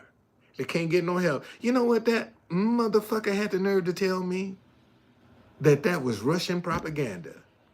I said, man, get the fuck out of my face. Now, I said, now, I'm talking about your dick. Take that little dick energy. That might have been him come up in here. Take that. I'm just now I'm talking about your dick. Get that little dick energy on up out of here. Get it out of here. Don't even bring it. I'm allergic to it. Get away from me. You know, talking about, because I'm talking about put Americans first. That's Russian propaganda. Man, get the fuck up out of here. Who you think you talking to? See, and that's the first thing they want to throw in your face when you don't agree with that. Oh, that's Russian propaganda. I will fuck Putin too. Fuck him too. Shit, I don't care nothing about no damn Putin. Fuck him. Hell, them cousins killing each other anyway. Ukraine and Russia, you put a Ukrainian and a Russian next to each other, you can't even tell the difference. I mean, seriously. Seriously. Put a Ukrainian next to a Russian and you can't even tell the difference.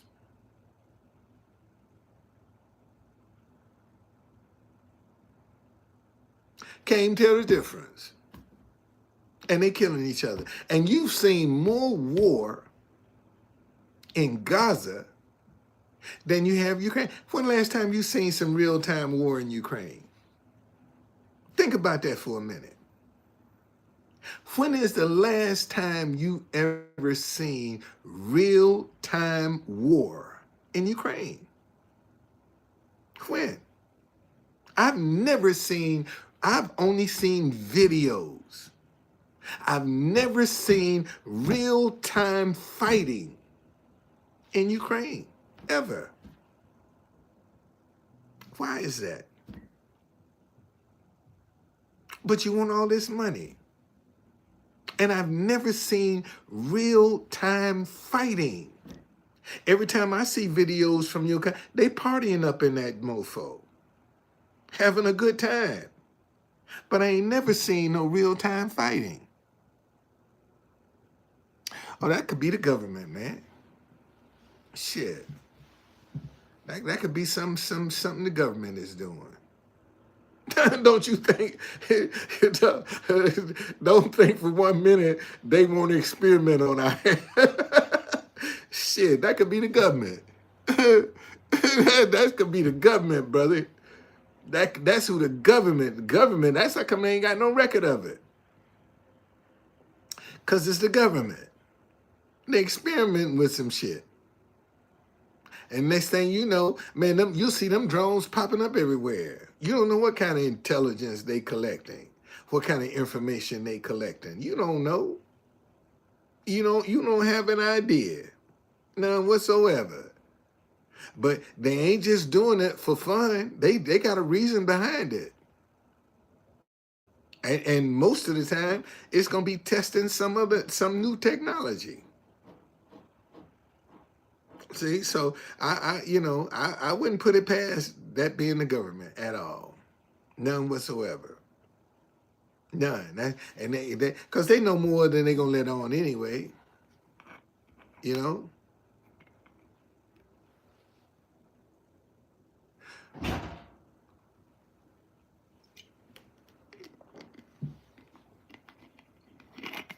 Could be, could be.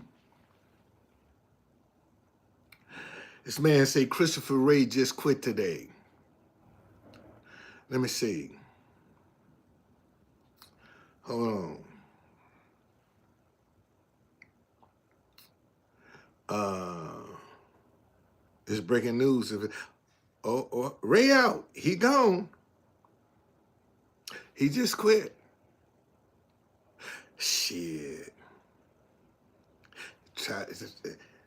You know, that might be the worst thing that could happen to Trump. It just might be the worst thing that could happen, that Ray quit. Because this dude, Cash Patel, that he talking about putting over the FBI, they might drive him crazy. They might drive him crazy. Who is he going to trust? Think about this for a minute now. Who he going to put Cash Patel over the FBI, who don't know nothing about the Bureau? Who is he going to trust? He going to have somebody close to him that he can trust. And who's to say the very person that he's trusting ain't his biggest enemy?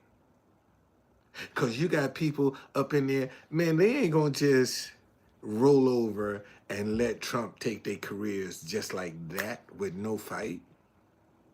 You think they just going to roll over and let somebody take their retirement, they health insurance just like that, and don't put up no resistance whatsoever? Okay? It's going to be a shit show. It's going to be a real shit show. And I hope Cash Patel got a food taster.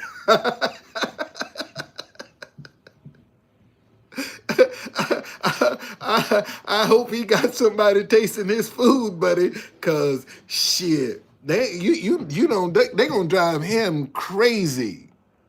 You watch. The mental games they gonna play on him, and he talking about he gonna close down the J. Edgar Hoover, the FBI headquarters. Well, where your office gonna be, Cash? If you closing the FBI headquarters, where your office gonna be? Where you gonna be? If you closing down the headquarters, and see, and if you close the headquarters down, look at how you gonna weaken our national security. Because the shit that's in the J. Edgar Hoover building, the FBI headquarters, ain't out in the fields. See, that technology ain't out in the fields. So look at the damage you talking about doing to our national security just because you want to do somebody else's bidding.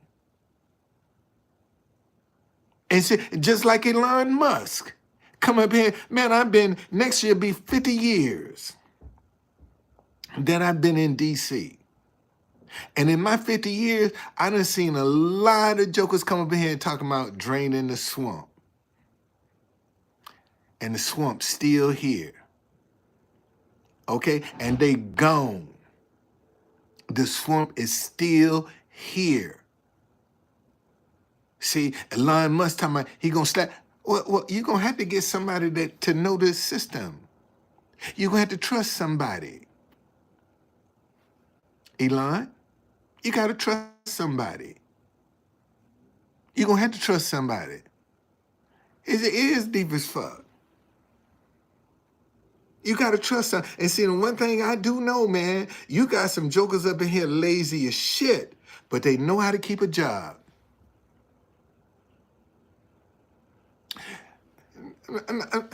So they're gonna have to replace him with somebody that knows. See, this is what I'm trying to tell you. How you gonna bring an outsider into an organization that don't know the ropes? You're gonna still have to depend on somebody that's on the inside that know the ropes.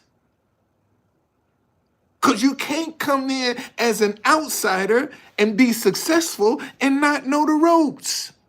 That's what you failing to realize. They're gonna have to replace them with somebody else. They gotta replace them with somebody else that know the damn system. Gotta replace them. Otherwise, it would collapse. And we can't afford that. Not our national security on the line. We can't afford that.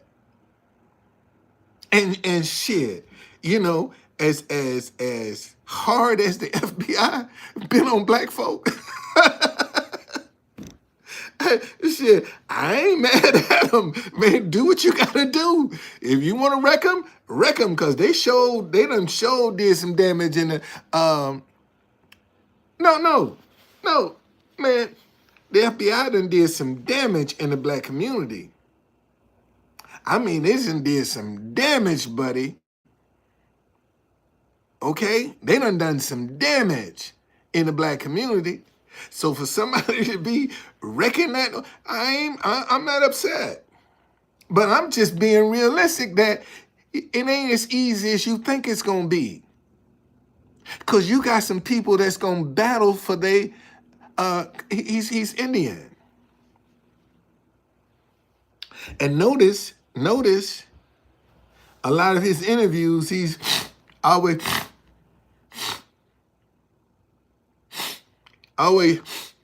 doing that. And see, and coming from DC, whenever somebody, that's a coke problem in DC. Whenever you find somebody always that's a coke problem. And rarely can he talk and not be sniffing. That's a coke problem. It's just like Zelensky. If you look at Zelensky, always, that's a coke problem. That's what that is. You sniffing something, buddy. You sniffing something. Because if you wouldn't, you wouldn't have that, you wouldn't be that regular. You wouldn't be that regular. You wouldn't have to sniff so regularly. Because you can't control it. Okay? The drip. Yes, indeed. And I ain't never had used coke in my life. Matter of fact, I ain't never been drunk in my 71 years. Never been drunk.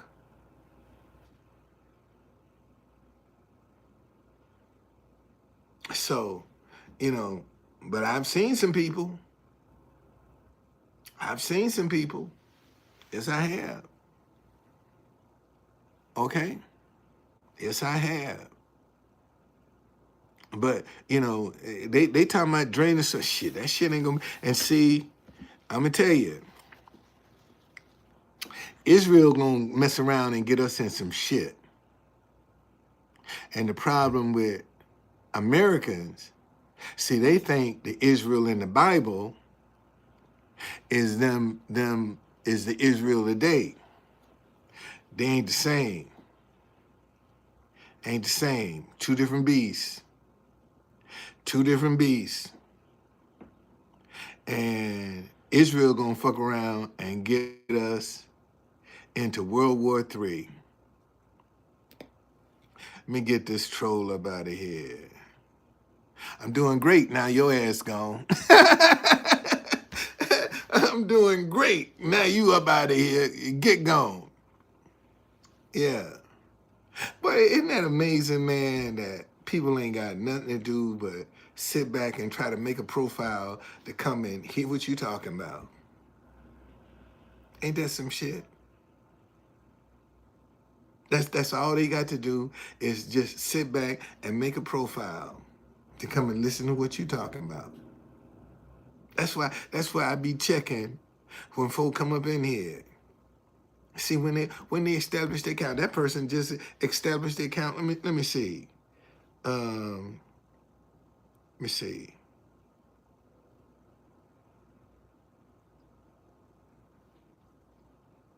Let me see. Um, Join Decent today, 2024. Just made the account today to come back up in here. Probably somebody I done kicked out already. Okay? Probably somebody I kicked out. And they just had to go make an account today and see the next account that the next person that come up in there probably be another one of their burner accounts. And that's all they got on their mind, man. It's some negativity. For what? For what?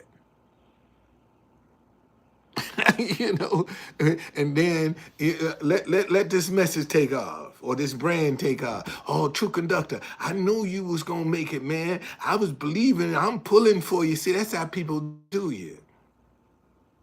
See, they'll sit back on the sidelines and throw bricks at your ass. And then when you finally break through, oh, I knew you was gonna make it. I've been watching you and see, and them is the ones you tell to kiss your ass. When somebody tell you, oh man, I've been watching you. I knew you was gonna make it. Man, fuck you. You been watching me? So you saw me going through all of my adversity and wouldn't even lift one finger? Okay? To help? Not one finger would you lift? And I'm supposed to be impressed because you've been watching me. You know, it's like I told you, when people come by, thumbs up, see, I'm supposed to be impressed with them giving me a thumbs up. Man, I don't even acknowledge them. I look down, look away from them. Give me a thumbs up, man, I look the other way. That don't mean shit. You ain't putting shit in the bucket. I can't survive off your damn thumb. You giving me a thumbs up ain't helping me be successful. And then you'll turn around and see the say, oh yeah, I remember seeing him at the White House. I saw him at the White House. Yeah, I saw him. I remember when I got a picture with him.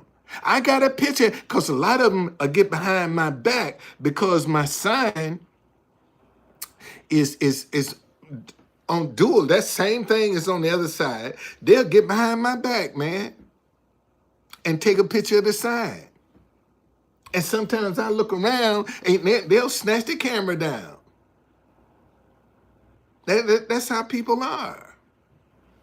But your thumbs up, man, that ain't helping me be successful. That ain't gonna benefit me now. That's only satisfy your ass, your ego.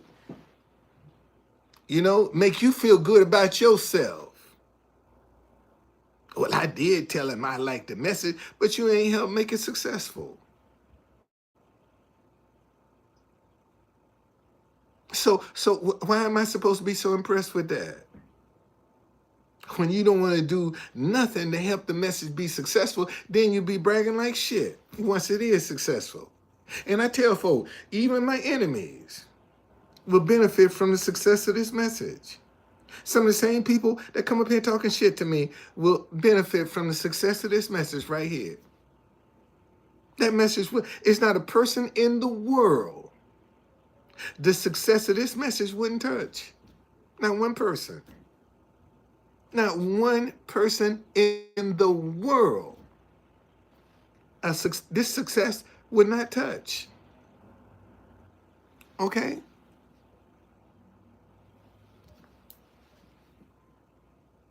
Well, let's see when you open up your channel. Oh, you got 32 subscribers, so you good. You good. Crank Nub, thank you for joining me. I'm just, started out by saying,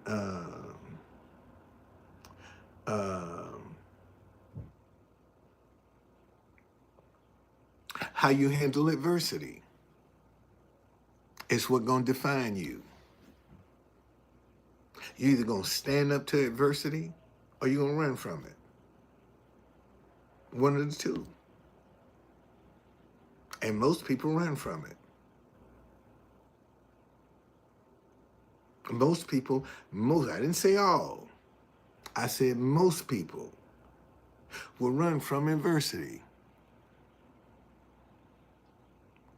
Okay?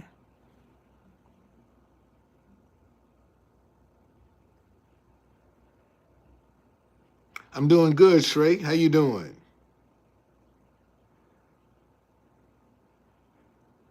I'm doing good. Oh, well,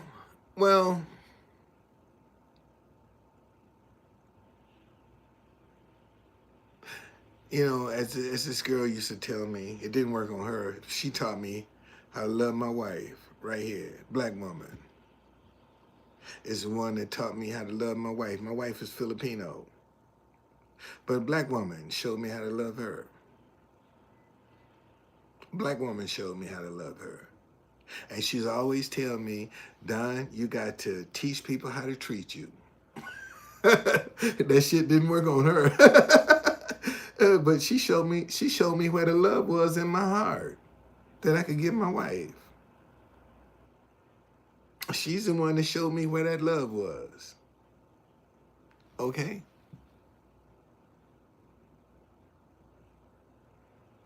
Well, see, somewhere along the way, Crank, we've gotten hate and disagreement to mean the same, and they don't. That's the problem.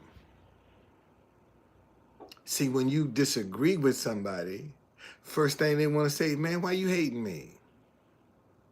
And it's not hate at all, because when you disagree, you just don't see eye to eye. But when you hate somebody, you don't want to have anything to do with them. And we're not putting that conversation on the table, that these two words are not the same, but yet they are treated as though they are the same, and they're not. They're not the same. And we can disagree, still eat together, go out together, in some cases sleep together. Hell, me and her don't agree on everything. But that ain't gonna stop me from getting in the bed with her.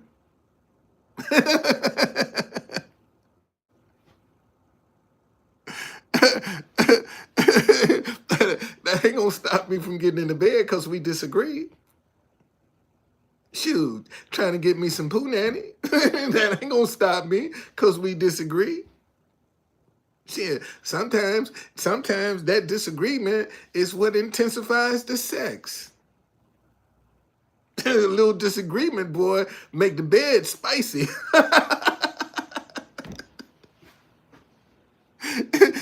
And if you like, if I got some married people up in here, say amen. Amen. Shit. That's for real. Okay?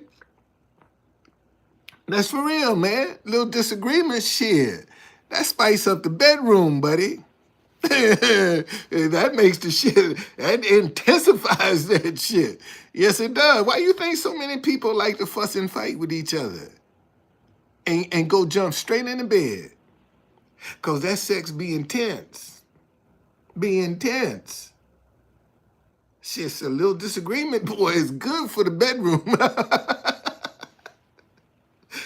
You can say, well, after 71 years, that's one thing I learned. Shit, a little disagreement, man, that spice up the bed tonight, boy. Shit, it's gonna be some spice up in that joker tonight. Oh yeah, we got a little disco. Shoot, that makeup sex. You mean tell me I got 13 people up in here and y'all ain't never had no makeup sex? Shit. Shit. That makeup sex ain't no joke, boy. It ain't no joke. That makeup sex, whether you married or not, that makeup sex ain't no joke. Ain't no joke, buddy. Yes, indeed. It's like, true conductor. Yeah, that's one time that adversity, shit, that's gonna work out in your favor. Yeah, when it comes down to that makeup sex, man, that stuff is intense. That's why a lot of couples be fighting and fussing. Cause that's what spice up the bed, man. They gotta have some makeup sex. So, hey, I mean, it's the truth. It's the truth. It's the truth. It's the truth. Whatever floats your boat. Whatever. If that's what you need, man, God bless you. God bless you. But I don't care who you are. Shit, that makeup sex. I told you, I ain't seen that girl in 5 years. And we've been married 5 years. We was just together for a few months. You think that ain't gonna you think that ain't gonna be no makeup sex?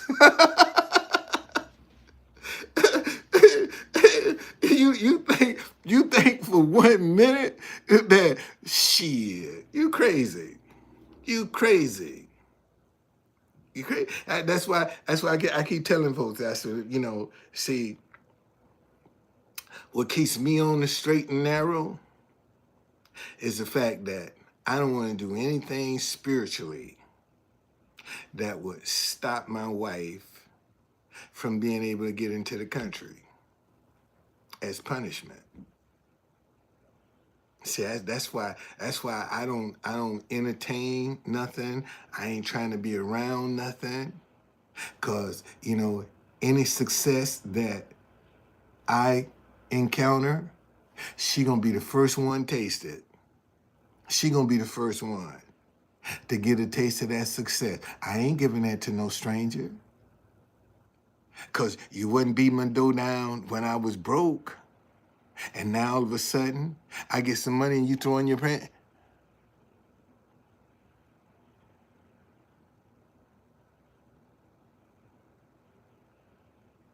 Well, that happens. That happens in America. That happens in America. That's why when you get hooked up with the wrong person, see, everybody that come along and smiling in your face and, got a honey smooth tongue, that's not necessarily a good thing. Care how fine you are. And I tell any woman right now, what do you have that I want, need, can't get, or ain't never had? Now, if you can bring me something that I want, need, can't get, or ain't never had, then we might can have a conversation. But at 71, I don't think you're going to be able to do that. I don't think you're going to be able to do that. So, I didn't have beautiful, fine, good punani. I didn't have all of that money. Didn't know how to appreciate it. I had all of that. So what you gonna bring to the table that I ain't never had? That I won't need or can't get? What you got? Nothing. So just keep your flattery don't mean shit. I tell people all the time, man, I could walk in and Holly Berry could be laying on the bed butterball naked. And I turn right around and walk out that motherfucker. I want that toxic pussy. That punani toxic. I don't want that. I don't care how pretty you are. I don't want it. I don't want it. Kim Kardashian, hell no. No. What? Shit. No, indeed. No, indeed. Mm-mm. I want that. I want that.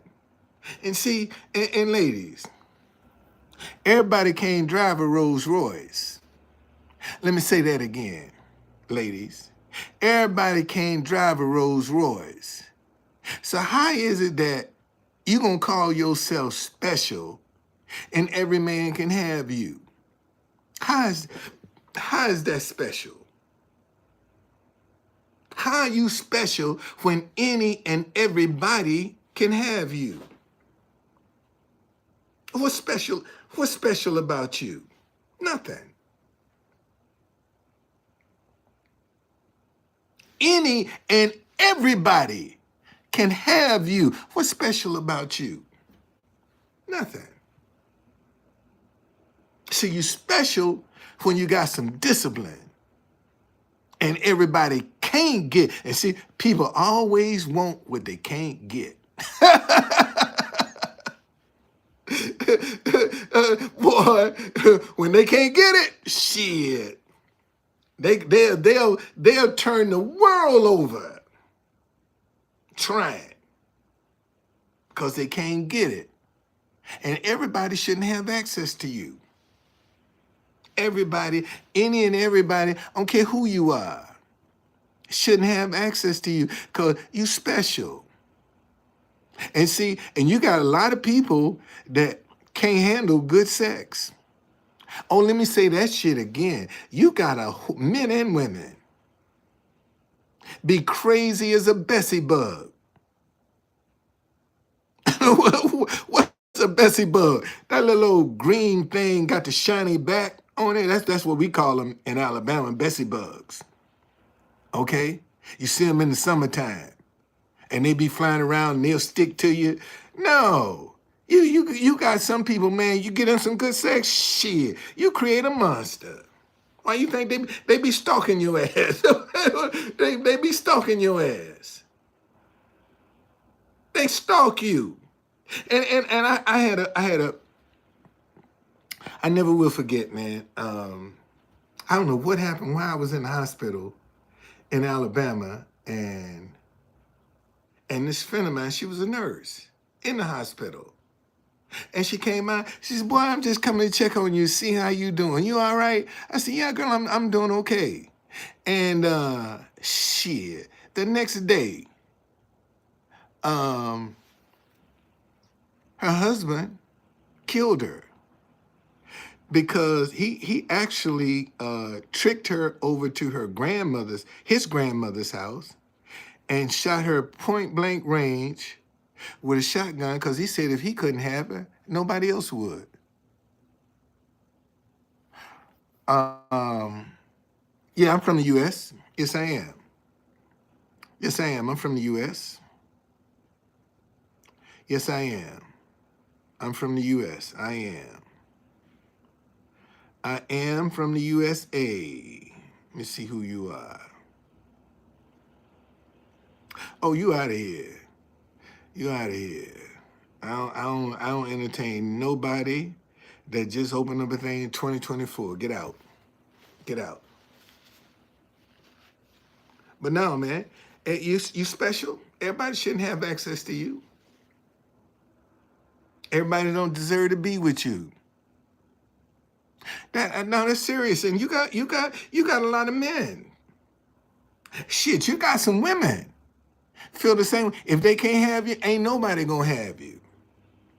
You got some women do the same thing. You just don't hear about it as much as men, but there are plenty of men, man, done killed a woman because if he couldn't have her, wasn't nobody gonna have her. And that's because that poo nanny boy, he couldn't, whatever she gave him, he couldn't handle it.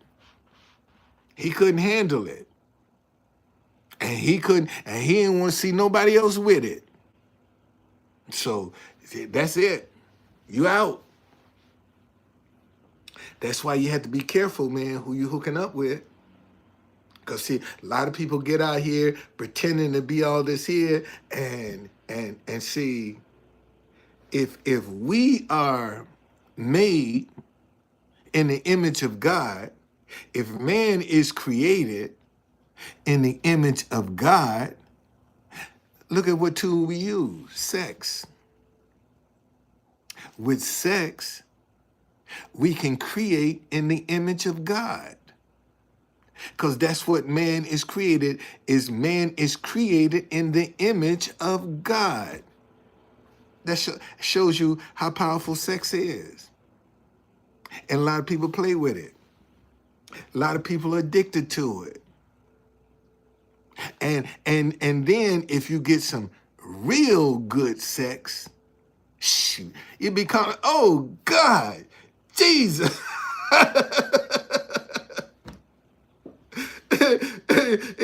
You're going to be calling on God, Jesus, Mother Mary. When it's good, boy, hold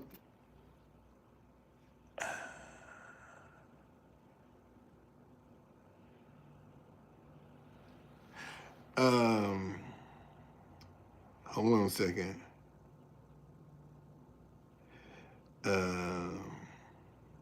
Martin, let me see who you are. Okay, you saved. Martin said, I think God put this live in my way because today I was arguing with my mom about hating others because I disagree with them, etc. I think God agreed with what my mom said.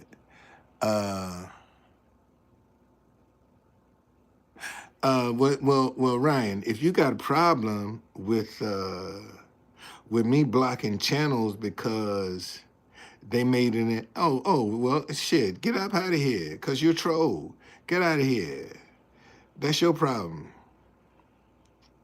That's your problem. Well, get out of here. Get out. You still got a problem. You still got a problem.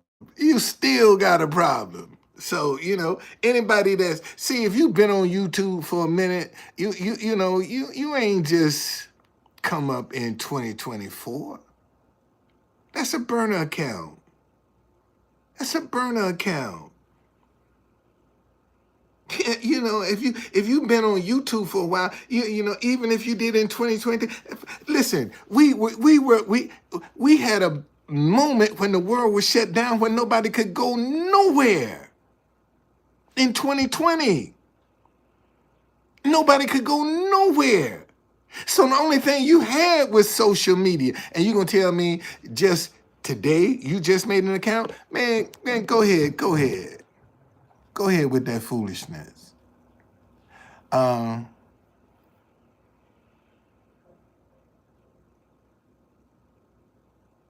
Well, see, Martin, here's the deal. Here's the deal, Martin. When you disagree with somebody, you still can hang out together. You just don't see eye to eye when you disagree on whatever that particular subject or topic is. You just don't disagree. You don't see eye to eye on it. But when you hate somebody, that's with passion and dislike. You don't want to be around that person. See, we can disagree, still eat together, sleep together, go out together. See, we still can tolerate each other. We just disagree. Hell, my wife tells me all the time, honey, you need to get rid of them DC Black History tours. And I said, I ain't getting rid of my tours. You crazy. I ain't doing that. She said, but they ain't profitable. I'm still not getting rid of them. But that's still my wife. I love her. I still love her. Okay? But if I hate it, when you hate, you don't want to have nothing to do with nobody.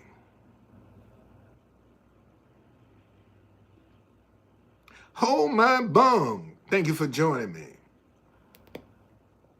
So that's the difference, man. That's the difference. Okay? And somewhere along the way, we've gotten hate and disagreement to mean the same, and they don't. These two words are different. And people treat them as they're the same, and they're not.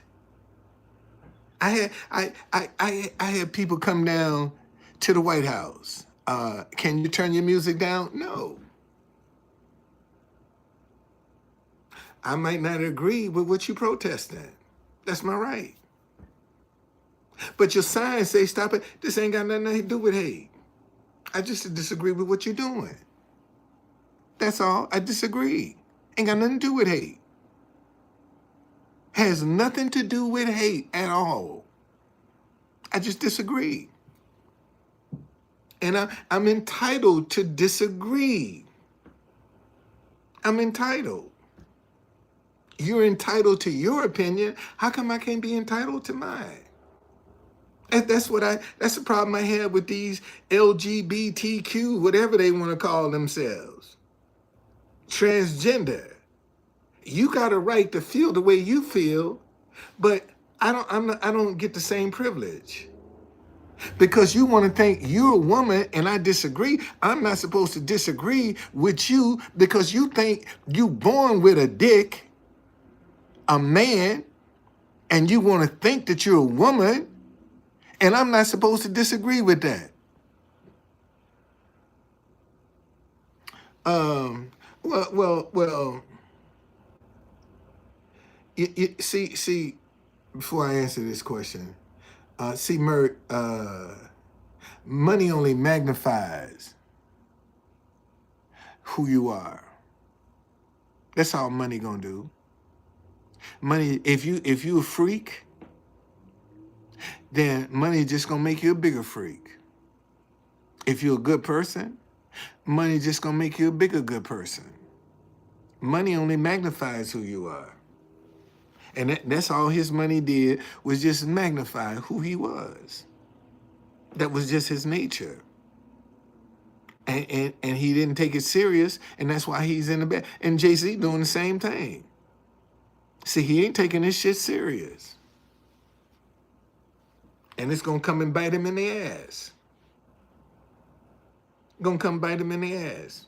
See, people talking about what a short JC cheated. He was in dope. He was selling dope.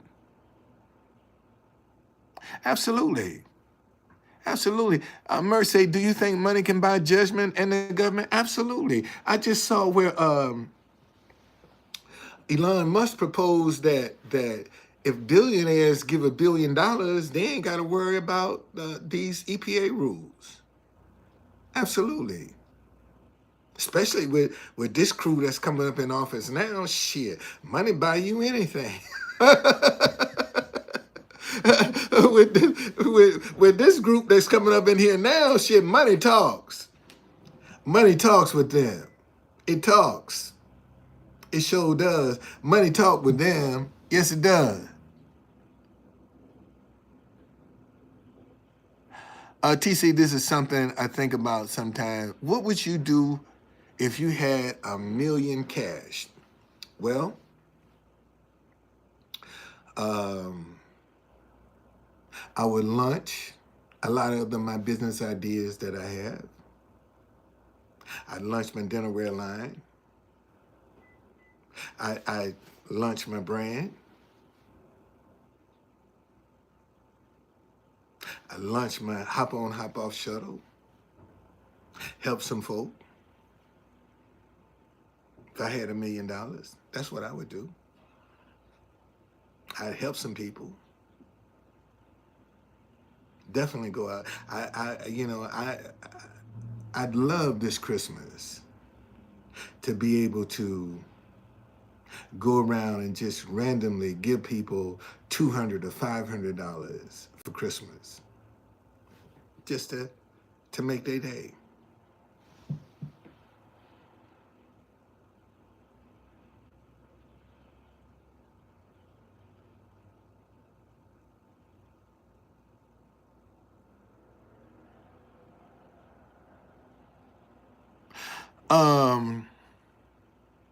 Well, see, see, see. Again, Martin, are you disagreeing or are you hating?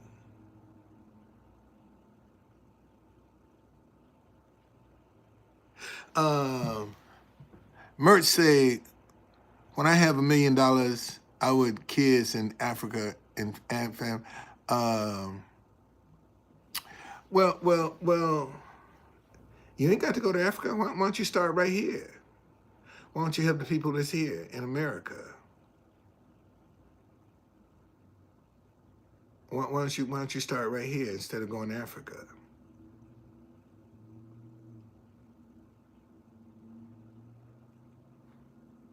That's all.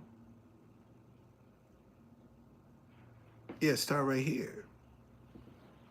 You know, you got a lot of people that's going over to Africa and folk in their own community suffering. So if you're gonna help somebody, start at home first, then go abroad. And I would start here first, and then go abroad. Well, but see, you taking it here. The problem, Martin, is you taking this shit personal. That's the problem, and it ain't personal. But you making it, you personalizing it. That's why you're struggling with it, because you're personalizing it. You taking it as an offense to you, and it's not. Because if you don't like what they doing, then find you some new friends. Why you got to still? You're not obligated to hang around people that you disagree with, that make your life miserable. See, this is what I'm talking about. See, this is a good example that how you deal with adversity. You either gonna fight it or you gonna wallow in it. And you wallowing in adversity. That's what you're doing. Because what you're talking about is an easy fix. Get the fuck away from them. Don't hang around them. That's an easy fix. But that's too easy for you because you want to enjoy the drama as well. See, so there's something about you that's really enjoying this drama. Okay?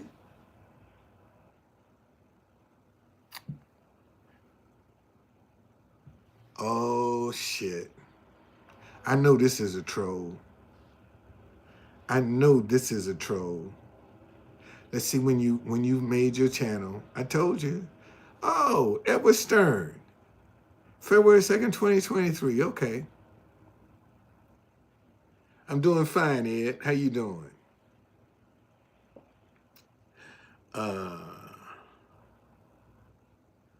Let me go back to this person here, see who this is.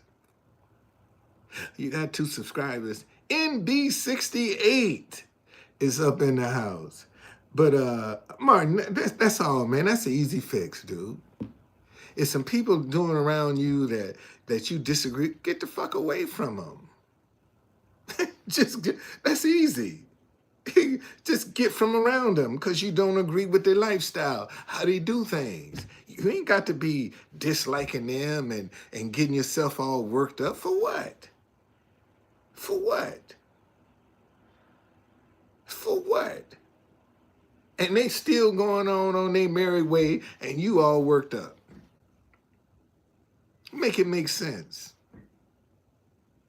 Make it make sense.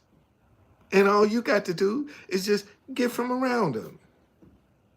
That's all. Just cut them out. See, the problem is, you don't have enough confidence in yourself to put your foot down. That's the problem. And you want to blame them. But you ain't got the courage to put your foot down and say, I don't want to tolerate this.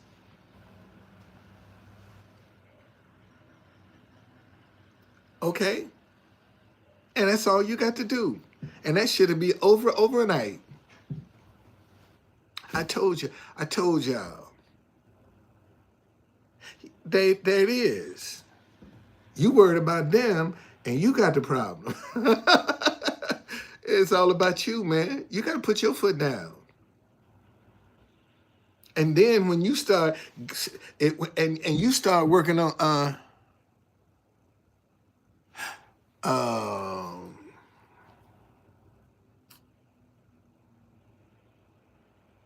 you know, I looked at your channel, and it said you joined February 2nd, 2023. And I know this is one of my trolls.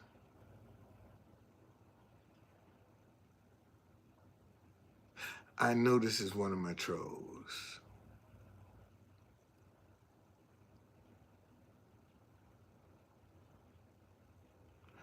And you know what I'm gonna do? Since you want to be smart, well, you just still keep promising your wife, because you're gonna get the fuck up out of here. You're getting out of here. There you go. Let's get you up out of here. See you later. Anyway, back to Martin. Man, stop worrying about what other people are doing. It's not personal, man. It's not personal. And you got to stop taking it personally. Otherwise, you'll end up in this situation. Okay? All right? Let's see, good boy. Who are you? Check you out. Okay, 2018, you safe. That's all you got to do, man. All right? Stop taking it personal. It ain't personal.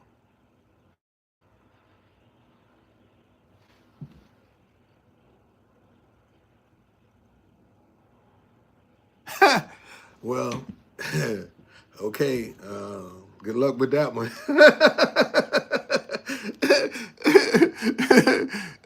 Good luck with that one, boy. But no, it's not personal, man. It's just a process you got to go through. You learn this stuff. I told you I'm 71, man. So I've been through that phase that you dealing with. I've been through that myself. And that's why I can tell you that. Because I've been through that phase. All right? At 71, I've been through some things. So, well, thank you. So it's not personal, man. And like I said, the girl that taught me how to love my wife right here used to always tell me you have to teach people how to treat you. And sometimes that ain't pleasant. When you teach somebody how to treat you, how you want to be treated, sometimes you're going to have to hurt their feelings. Okay? When you teaching them how you want to be treated. Anybody can't say and do any and everything around you. That's not acceptable. And you don't allow it. You see? But it's not personal. And quit, wallowing in that shit. See, something happened to you and you can't let it go. Let it go, man. Let it go. Because as long as you hold on to it, all it's going to do is make you miserable. Let it go. Let it go. That's all it's going to do, make you miserable. That's all it's going to do. You're just going to be miserable.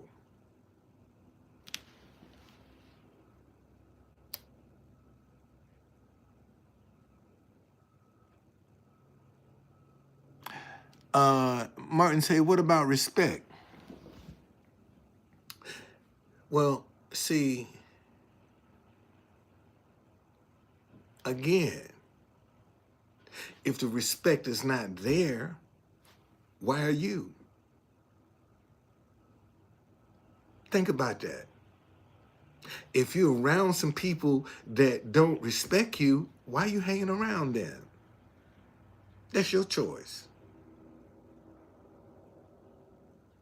That's your choice. You can't make nobody respect you. And see, and when a person show you that they don't respect you, why get mad at them for showing you who they are?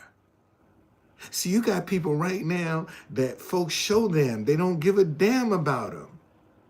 And they mad because the person is showing them who they are. Okay? They get mad because somebody's showing them who the hell they are. And they can't accept it. They can't accept it. And they get upset and angry because somebody's showing them who they are. You ain't got to guess. You ain't got to wonder. You ain't got to pretend. They showing you who they are. Why are you upset?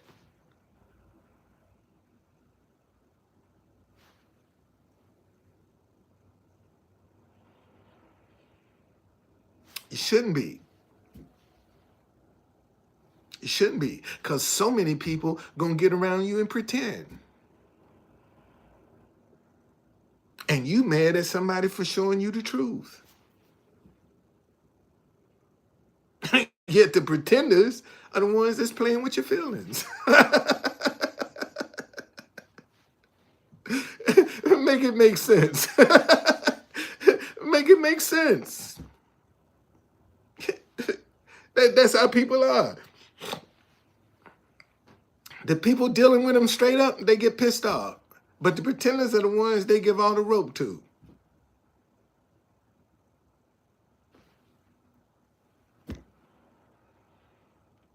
Make it make sense, man. Can't have your cake and eat it too, Martin. And it sounds like what you trying to do is have your cake and eat it too. And it ain't gonna work. It ain't gonna work.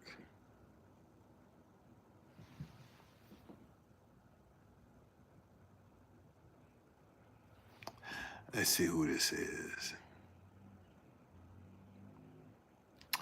Well, you know, I got somebody on here that says, let me see when they form their channel. You know, Amir, since you 2017, I'm gonna let you stick around, and I'm gonna show you. I'm gonna show it. I'm bogus. Oh, really? Okay. I'm bogus because I speak the truth. Come on, man. Okay. Get a job. Here's another troll. Why do I need a job? Why do I need a job? Why do I need a job? When I got ideas that I'm working. Why go get a job and be enslaved? You know, why I need a job? Why I need a job?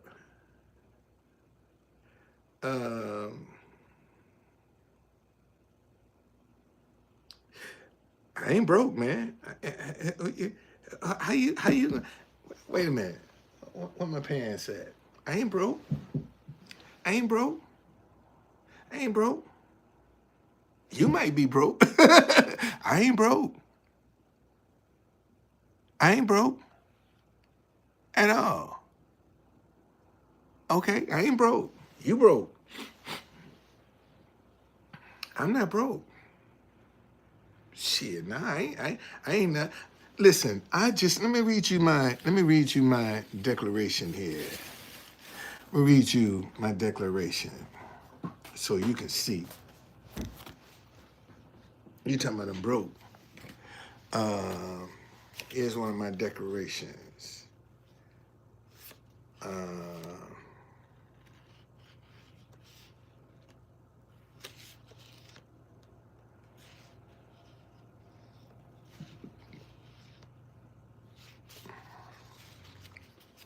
I am grateful for the opportunity to be a financial blessing to other people's lives. It is done. I ain't broke. I'm a blessing. I'm not broke. I'm not broke, buddy. I'm a blessing. That's who I am. I just told, see, thank you, Lord. Let me read this to you because you didn't come in here on the first go round. But let me read this to you. Let me read this to you. This is Proverbs chapter 12, verse 14. A man will be satisfied with good by the fruit of his mouth, and the recompense of a man's hands will be rendered to him. Okay, I got a lot of messages. Let's see.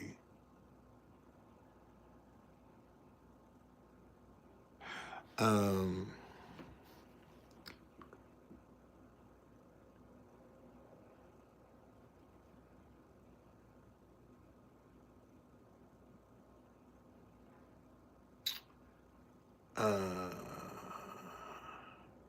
I guess, and I'm gonna show you a message.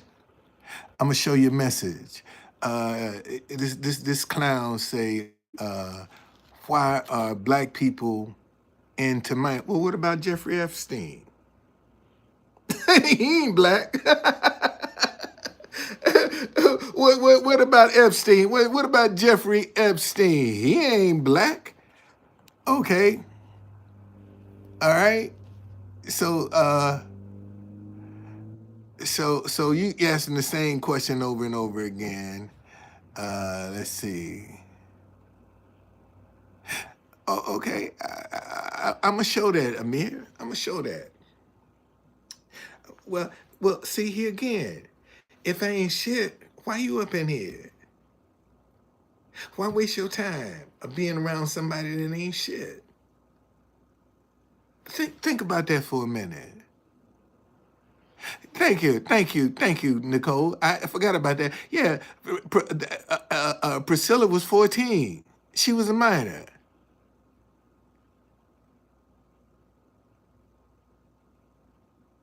Well, see, I don't take that personal, man.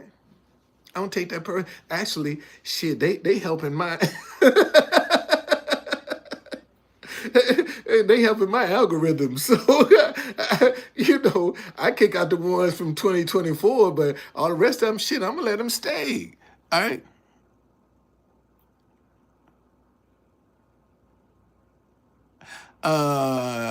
Real talk. Besides the joke, you are a Christian. What makes you think you on the right path? Well, because I'm not harmful. I ain't gonna lie to nobody. I ain't gonna steal from nobody. I ain't gonna cheat nobody. I ain't gonna mislead nobody. That's what makes me know that I'm on the right path. Cause I ain't gonna take advantage of nobody. I'm not gonna deceive you. I'm not gonna cheat you. I ain't gonna lie to you. I'm not gonna use you. That's how I know I'm on the right path. And that's why I can lay my head down and sleep at night. Because I ain't got to be looking over my shoulder about what I done to somebody. Okay? It's just that simple. Just that simple. See, because when you live a righteous lifestyle, you ain't harmful. I don't care who you are. I don't care what religion you believe in. When you don't take advantage of people, man, you live a righteous lifestyle. You say what you mean, and you mean what you say when you live a righteous lifestyle. See, but now you got so many people saying one thing, and you don't know what the hell they mean. Okay? You have no idea what they be meaning. Okay? That's what it means to me. That's a good person. Somebody that ain't gonna take advantage of nobody. And usually they're the ones that's taken advantage of because they got a good heart. Okay?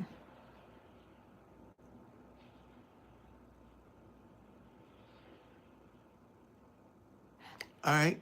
Peace to you. But I mean, seriously, I don't take it personal because if I didn't, man, I'd block you.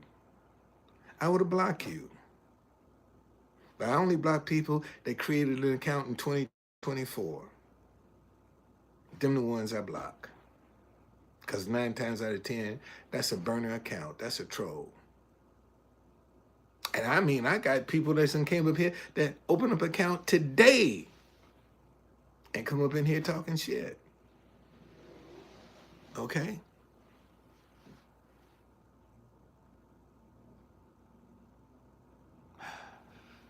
Okay.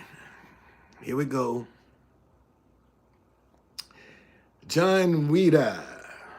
Let's see what you got. John Wida says, stop judging and condemning others.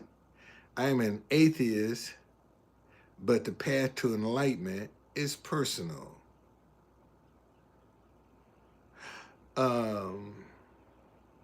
Well, because you don't want to believe in God, that's your prerogative, and you have no right to tell anybody else what they can and cannot believe.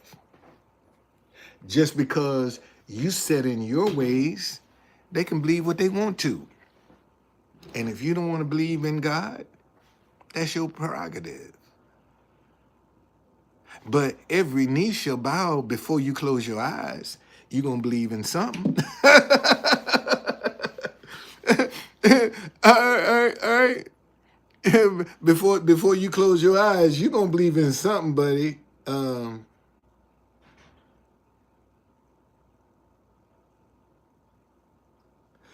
Um, let's see what you got here. 21. Okay. Who we got? Charles. Let me see what you got here, Charles. Who are you? All right, you good? Who else I got?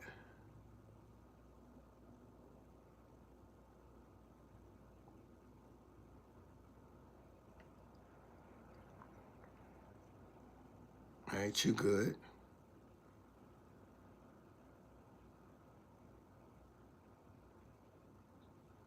Let me see who this is. I'm trying to weed out the trolls at the same time. So y'all just bear with me a little bit. All right. I want that sign as a bumper sticker. Oh, really? Okay. Okay. Thank you, Winston. Uh, do I think there is life out in the universe? Absolutely. And we ain't the only ones. Absolutely. Absolutely. Yes, I do. We ain't the only ones in the universe, man. Come on, be real. Be real about that, man. We ain't the only people around. Absolutely. I done got rid of a lot of them. Yeah. I get rid of them, man. I get rid of them. But even still, like, you know, this is what I'm learning about YouTube. Like yesterday, I did a live and it stated that, let's see, when I said stop making excuses and like, I don't think I ever got above 10 or 12 viewers at a time. But when I ended the live, I ended up with 542 views.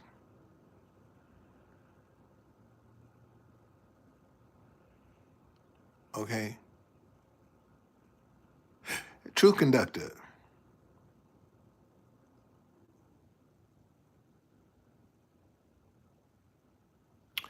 Uh, let's see who, Eric the Great.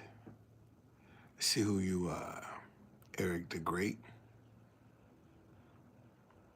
Let me see who you are.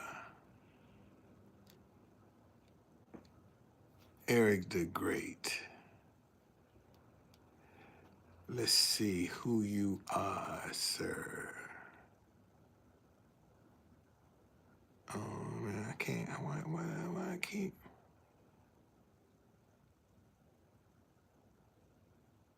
Okay, here we go.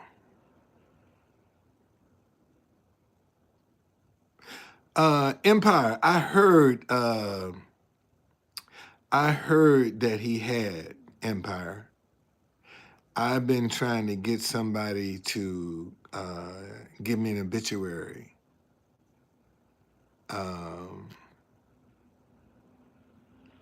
To see, you know, I just want to see an obituary. Okay. I just want to see an obituary. That's all. But I had heard earlier that he had died. Yeah, I heard that. Yeah, I heard that.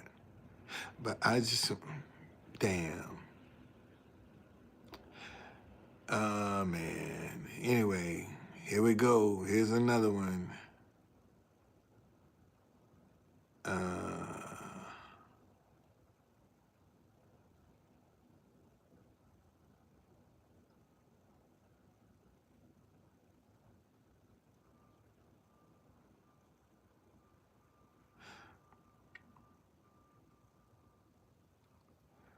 Okay. I'm gonna keep my eyes on you, Empire. I should block your ass, cause you just created this channel in 24. Should block you, but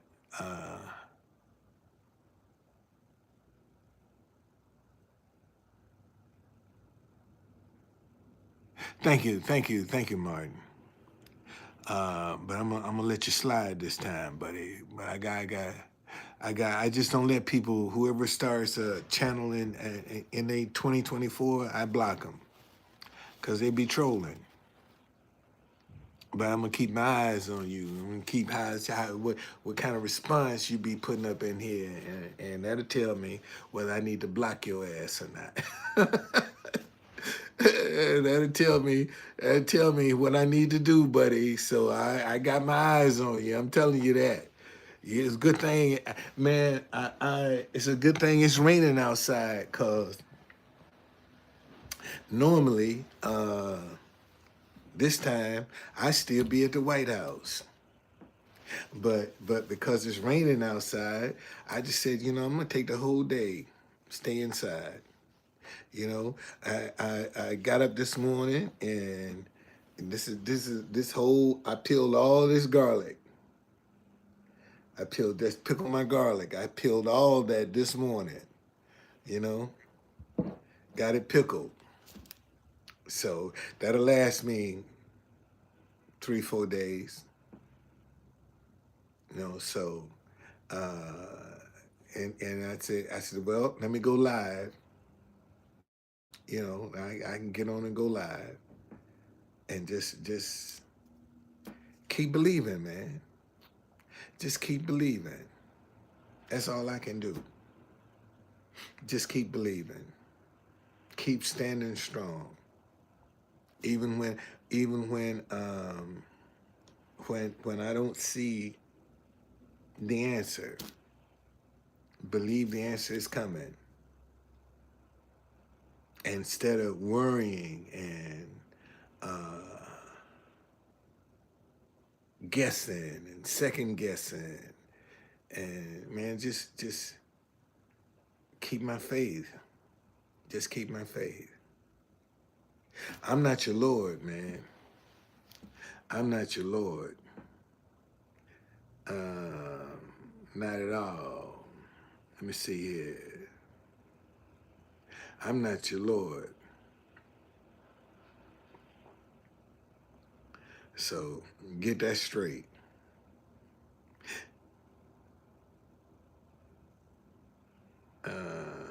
let's see.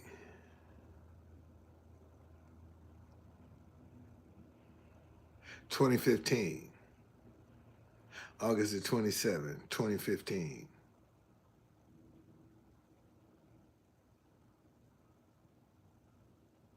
Yeah. Yep. August the 27th, 2015.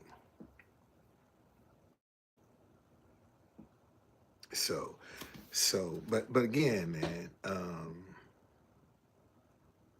how you deal with adversity is what's going to define you. That's what's going to define you. That's what's going to make you or break you. Adversity. Either make you or it's going to break you. One or the other. And when it breaks you,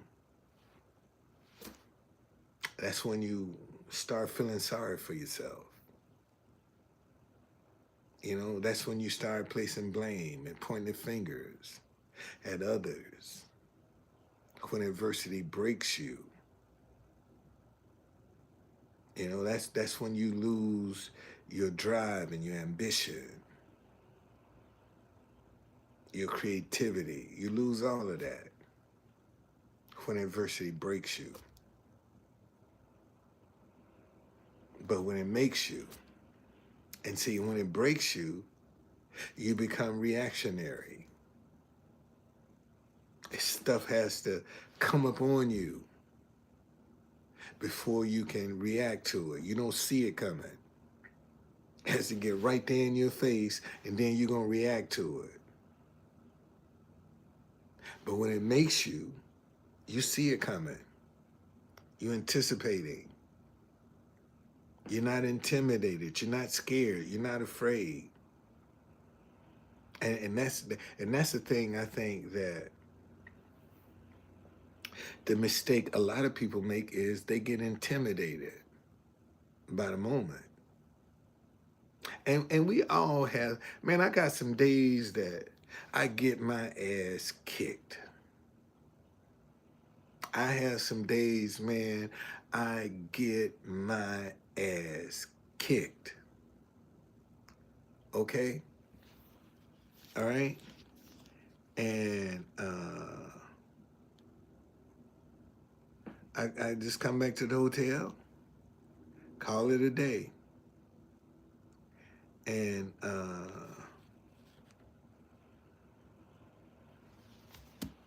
get out. Next day, start all over again. Start over. See, and that's when you don't wallow in what you're going through, and you can get up and start over again. You can take a licking. You can get knocked off your feet because you ain't gonna take it personal. You know that's the process that you're gonna have to go through. Just that simple. Okay? Just that simple, man. But most folk, they gotta have somebody to blame. You know?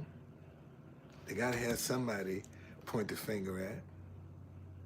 And the crazy part is, see, they'll look at all these different excuses, but they'll never look at themselves as a problem. Everything else will be the problem but them.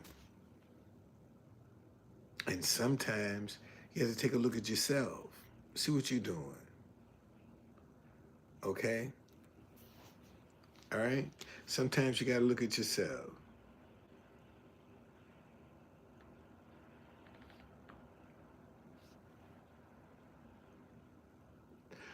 Thank you, Russell. I'm a man of the people. They scared of me, man. I don't know why. They scared. I don't know what it is that make them scared, but they scared. but I just, I don't take it. I see when I'm sitting at the White House and I have all these people that's giving me a thumbs up, and they see my donation bucket and walk right by it like it don't even exist. And I be saying to myself, man, you just missed a blessing.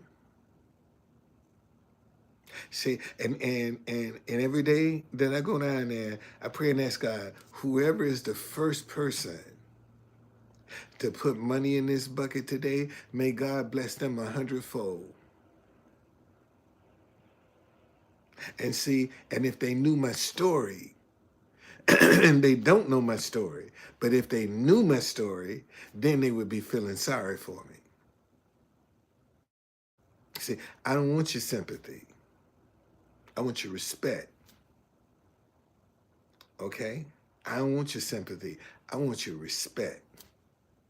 And when you can see what I'm doing and agree with what I'm doing, and yet don't want to support it financially, you don't respect it.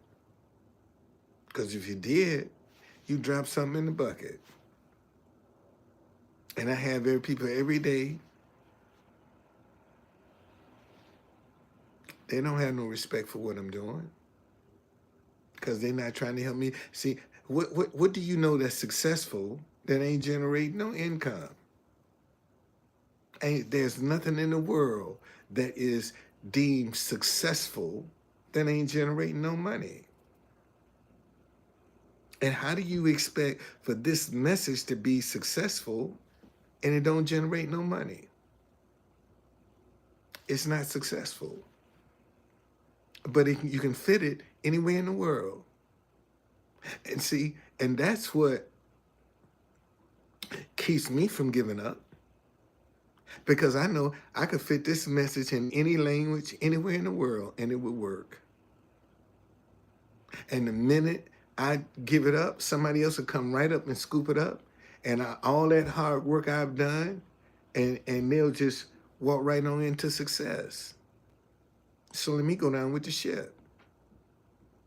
Let me go down with the ship. You know, my website, dcblacktours.com. Man, I just got so that people wasn't interested in, they don't want to learn no Black history. So I said, you know what? I'm just gonna suspend my tours for the rest of the year. I'm gonna suspend them. There's my website right there. Take you to Capital Buddy Tours, dcblacktours.com. And see, and that's two websites, two different websites. dcblacktours.com is for all of the Black history tours in DC. Capital Buddy Tours is for any Black history tour you want in America. There is no website right now where you can find a Black history tour anywhere in the country. There's not a website available. That's why I got DC Black Tours and Capital Buddy Tours. That's two different companies. But because I'm trying to get them sustainable, I just connect DC Black Tours with Capital Buddy Tour. You can Google either one of them, and it'll take you to my website. That was my thought behind that. Say, I wanna have a website where any Black history tour in the country, and if they don't have any, because I know how to create them, I can go make them. I can go make a Black history tour anywhere in the country because I know how to do it. All I gotta do is just get the information. And I can make a tour anywhere in the country. That's what I see. That's what I see. And one day, man, I'm gonna have an Underground Railroad tour. From Florida all the way up to Canada.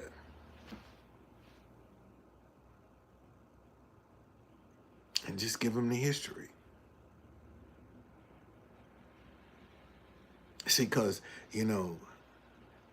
think about it.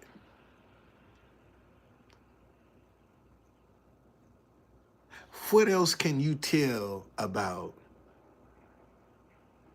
American history that people don't already know? Think about that. See, American history and black history are two different. You can come right here to DC and go to the American History Museum and walk across the street to the Black History Museum and see two totally different Americas. And they right across the street from each other. They right across the street from each other. And you would get two totally different perspectives of America. And see, and especially in DC, our history has a lot of symbolism. What do you mean, Truth Conductor? It was the 14th Amendment of the Constitution that gave us our freedom. Where's the Black History Museum located? 14th and Constitution Avenue. Okay? That's where the Black History Museum is located. 14th and Constitution Avenue. And in the Senate circle at the Capitol, you have the Peace Memorial, which is America crying on the shoulders of history, who's reading off all of the names of the naval Civil War dead. In the Senate circle on the west side of the Capitol. But in that same location, in the 1830s and 40s, that was a slave auction block. Wow, Everett, man, thank you for that $50, brother. Thank you, brother. Thank you, I got it. I got it. Thank you, man. Thank you for that $50. Thank you, brother. Thank you. I'm doing a marathon today. Hey, man, that's a good brother there. He didn't pop up on the screen or anything, but he's him and Bernie. I met Bernie through him. Two of my biggest supporters. Got Tanya, she sent me. Steve, he sent me. Laura, she has helped me out. But this guy, man, I met this brother. He's now he ain't for everybody. Let me tell y'all that now, okay? He's not for everybody. So don't go up in there playing with him, cause you're gonna get your feelings hurt. Okay? This is the brother that I'm talking about right here. Okay? Man, check that brother out. Check him out. Okay? Check him out. Check him out. It's a lot of you young brothers, man. Y'all need to go in there and listen to him. What he's trying to, because he's trying to put you on game. Okay? But I remember just here last week, man, I'm believing God for somebody. I didn't know where that money was going to come from. Because, at the White House, it's just done dried up. Because they building this viewing stand, and it's got a lot of people ain't coming because they got the construction. They can't see the White House, so they don't come down there. And I'm like, okay, Lord, whatever you're going to do, you're going to do it. I'm just going to believe you're just going to make it happen. And I don't know what I was talking about, but the brother came in and he gave me $50. And then later on, he sent me $500. And I was like, wow, now I don't even have to worry about how I'm going to pay my hotel. I got the money. Don't even have to worry about it. See, so that's what I be trying to tell y'all, man. Sometimes when you believe it, you don't know who God gonna motivate. to bless you. You don't know. And how I met him was one day I didn't have the money to pay for this hotel. And man, I had to pack my room up and I'm putting stuff in the caddy. And God said, don't move. Just sit here. And maybe 30, 40 minutes later, I get a hit on my Cash App. This brother sent me 500, say, Don, go get your room. That's how I met him. He ain't know me from Adam.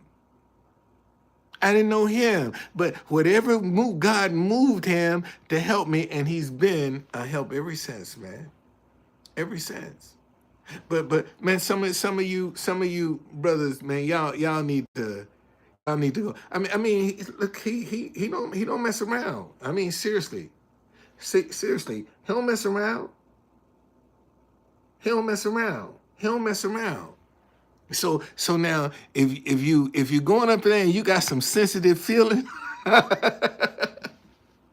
if you sensitive, I don't think you need to go around him if you're sensitive, because he gonna hold you to account. I mean, seriously, a lot of you young brothers, man, and some of you women need to go and listen to him and see, you can get the game too. So when you start seeing the game, you be like, oh, so this is what's going on. So now I see. See, some of y'all women need to go up in there and listen to him, because he'll be hipping you to what the games men play and some of the games y'all be playing. Okay? He ain't got no cut card with you. So if you're sensitive, I don't think he's for you. But thank you, brother. Thank you, brother. Thank you. Now I don't think he's for you. So, but he's a good brother though, man. Good brother. Yes, indeed. And you know, I and Everett, listen, man. I think one of the slickest things that you did was on your cologne. I think it's called Champions. I think that's the clone.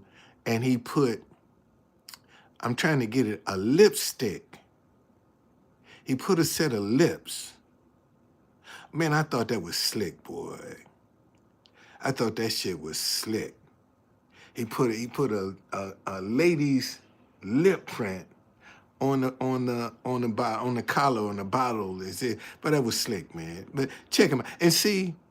From the time I first met that brother, his whole presentation has changed. And see, sometimes fellas, when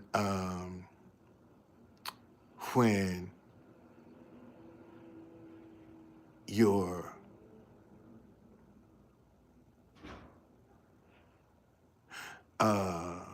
ideas are not growing in your mind, they dead. It's just that simple. See, he got a series called Killing the Simp. That's good. The brother is matter of fact, let me help you out. Yo, guys, I want to bring this to your attention. Shout out to my client. I just had my final coaching call of the evening. He knows who he is. Great conversation and a lot of progress in 5 sessions so far. And so right now he's kind of on the outs with his girl, and there's a lot of bickering going on, a lot of arguing, a lot of pushing each other's buttons. And quite frankly, even I had to tell him a little, some immature behavior.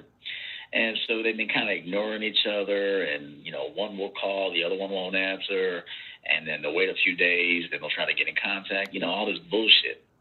And so I said something during a speech last year in Las Vegas at the CME.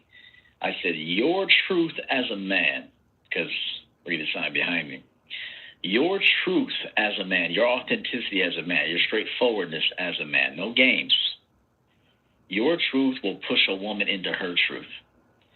And so if you're dealing with somebody who's a manipulator and plays games and, you know, kind of childish, when you're the stable one, you're the one that doesn't ignore phone calls, you're the one that picks up the phone and addresses it head on, you're going to push her into a situation where then she has to reveal who she is. And so, look, you're never going to win with a woman if you play games. It's not going to happen for multiple reasons.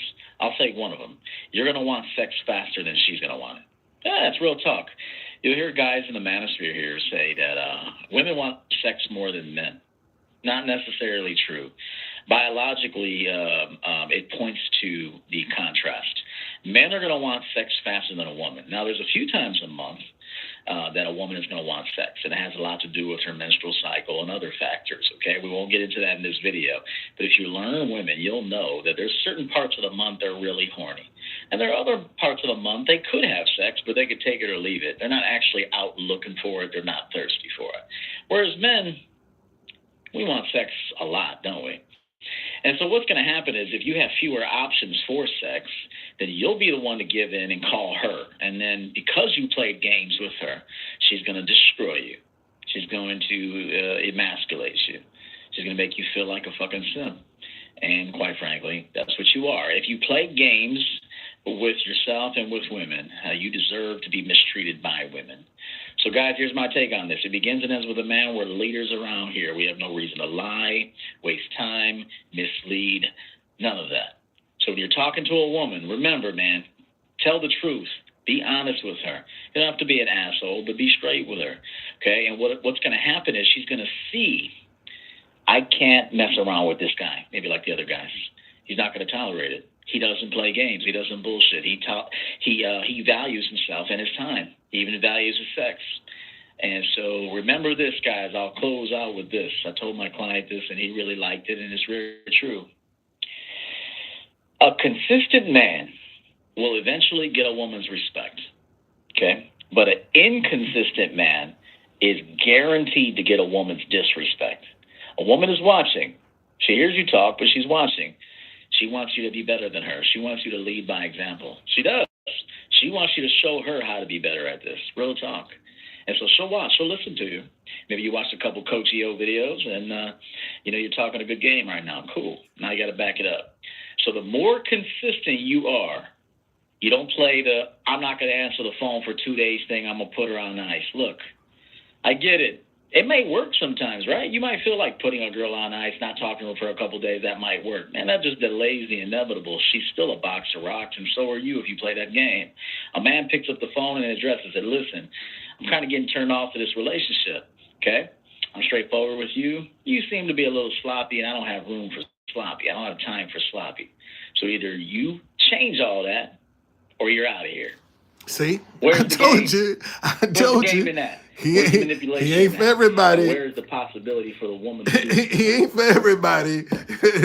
that's because it's all about accountability, man. And he gonna hold you accountable, fellas. Okay? He's gonna hold you accountable.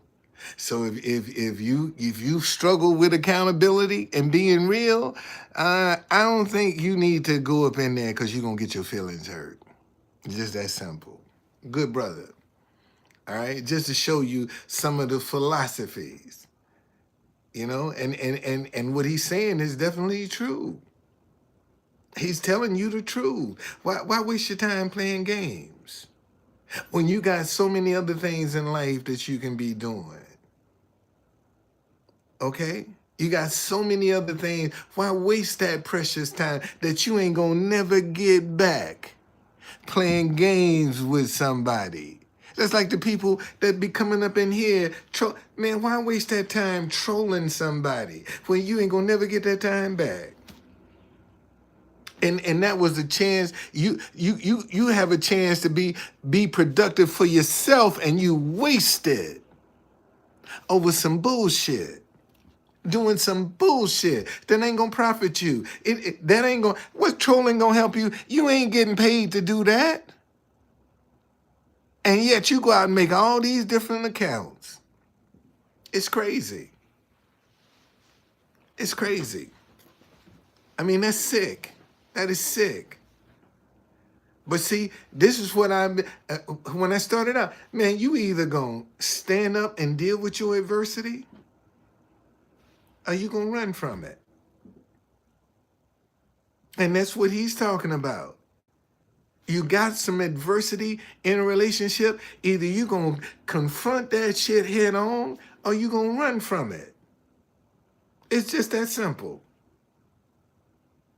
And when you confront it head on, you're gonna deal with accountability. Because you ain't looking at what somebody else is or is not doing.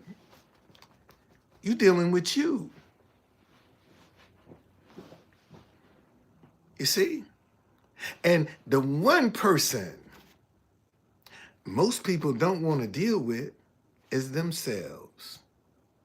Because it's too easy for them to point the finger at somebody else and look at all these fingers pointing back at you when you pointing to somebody else. See, that's just the way it is. Yo. But that brother, What's up, guys? that's a good brother, man. Go check him out. Check him out. I guarantee you it'd be worth it. And ladies, like I said, y'all, some of y'all need to be going up in there listening too. Some of y'all need to be listening. So you can cut, like I told you, man, anybody can have you. You ain't special. Anybody can get with you. What's special about you? What's special about you when any and every Tom, Dick, and Harry can get with you? Ain't nothing special about you. I don't care how fine you are. I don't care how much money you got. I don't care how good looking you are, how beautiful you are. You ain't special. If any and everybody can have it, that ain't special. That's common. That's whorish. And if y'all think I'm lying, listen. There's a woman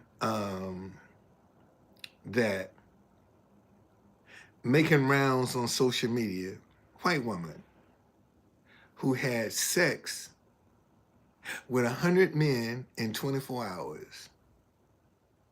All fucked up. She's mentally, she is all, she fucked up. I don't know what she was thinking, but why would you want to try to have sex with 100 men in 24 hours?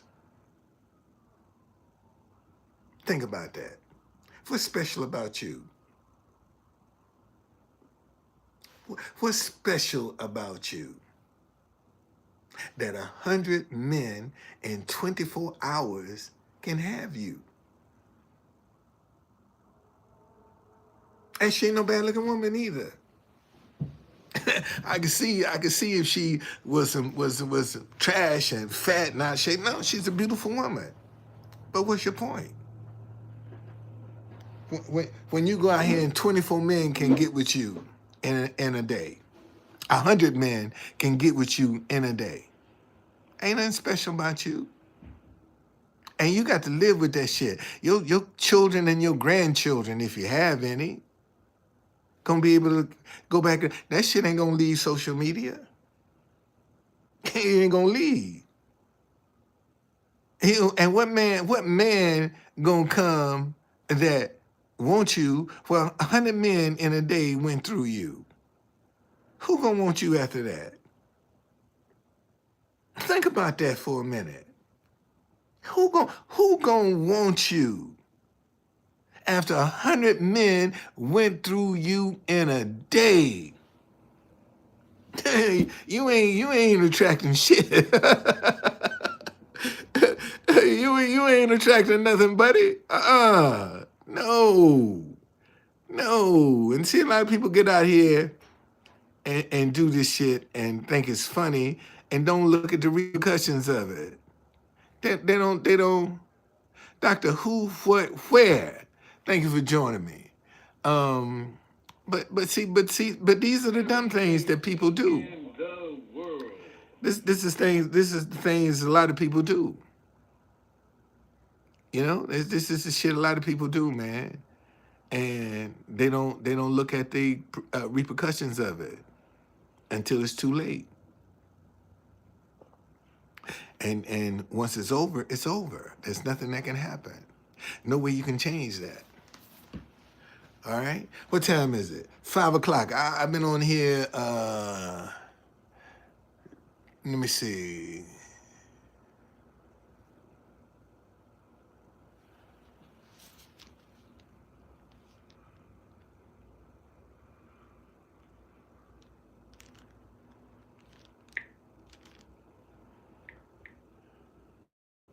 Three hours. I'm gonna get 4 hours in. I'm gonna get 4 hours in. That's a good day to get 4 hours. Shit, I could, man. Wait till my environment change. I'm gonna do a marathon one day. Just get on here and just stay on. See, because when I had Periscope, boy, I had 3 different phones on Periscope live at the same time. I tried to do that with YouTube, and they won't let you do but one device at a time live.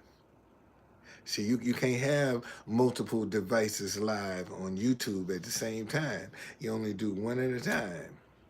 And that might be where they making a mistake. They shouldn't open it up. Let you have more than one device. You know, then you got. If I try to go live on this phone here, it won't let me. It won't allow it at all. And that's the okay, all right. So that's the way you want to do it. That's the way you do it. But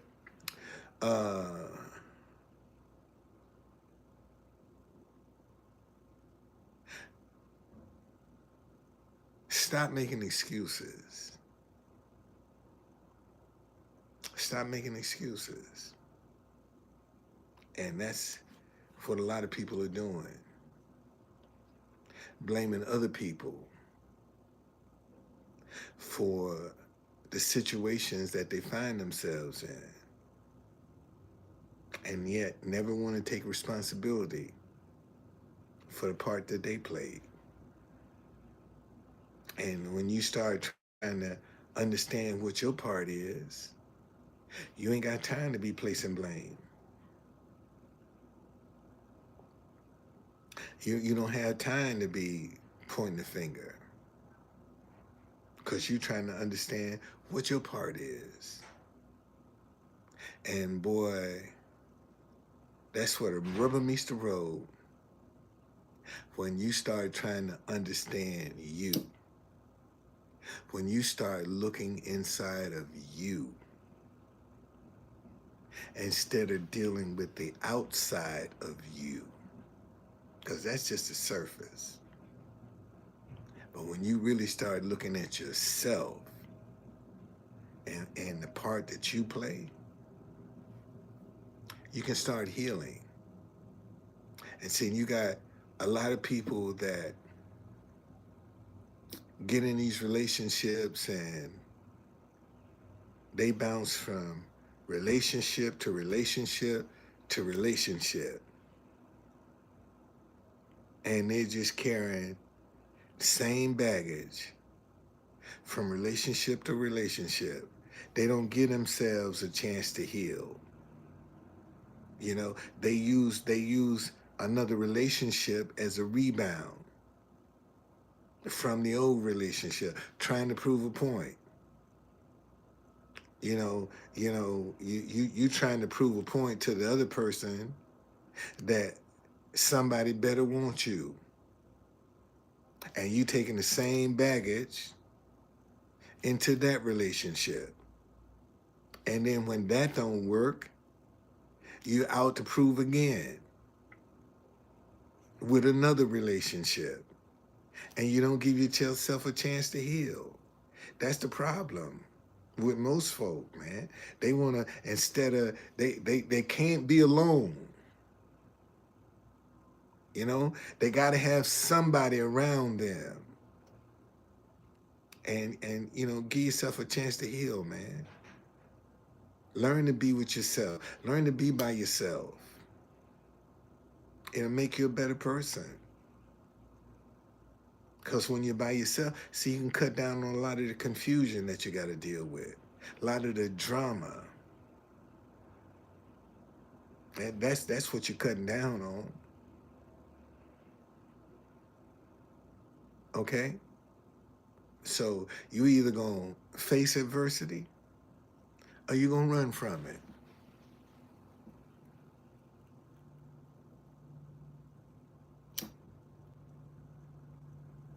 Yeah, you do. You do. And see, and this is but you see, a lot of people um need that uh approval. They need that approval from somebody else. You know, they gotta have.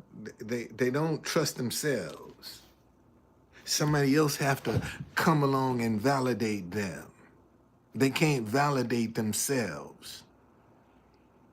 See, and this is what I'm saying. Learn how to validate yourself, because everybody that's validating you ain't got your best interest in mind.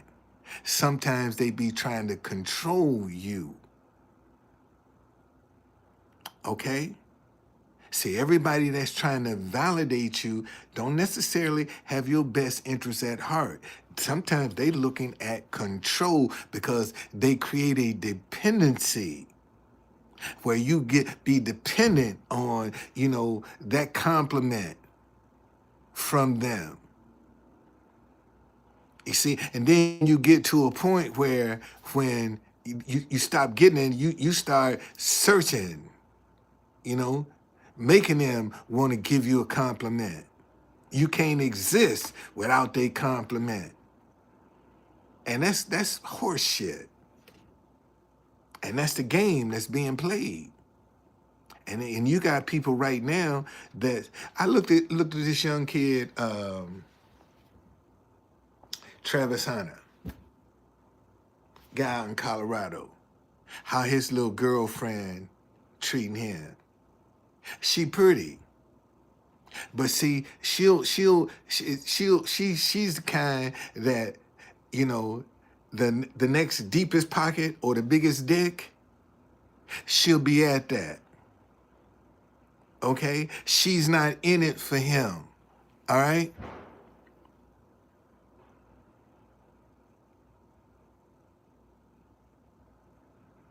Okay? So but you can't, but see, when you're young, dumb, and full of cum, you ain't gonna listen to nobody. And the one thing that maybe God put him in the right place is because his coach. What's going on, gamer? Prime.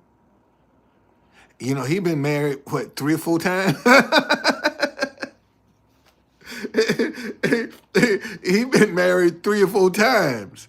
Okay? So he can put the boy down on some game. All right?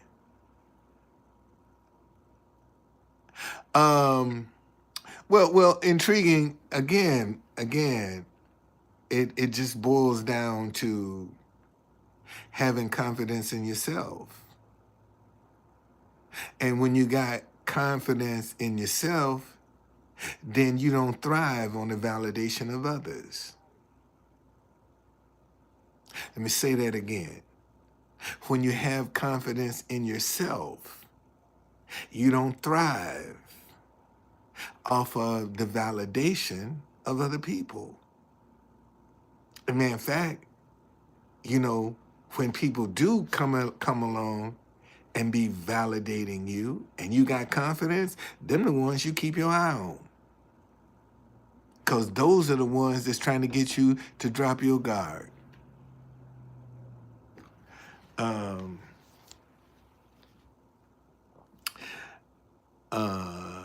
Let me see who you are. I got an answer for your ass. Stop being the fake motherfucker that you are. That's talking about my girl won't let me hit. What should I do? Stop being your ass fake. Get up out of here with your fake ass. That's the problem. maybe you need to learn how to come real, okay? Oh, it's cold over here too, gamer. It ain't that cold though. It ain't that cold, man. God bless you. You need to have a good woman with you, gamer.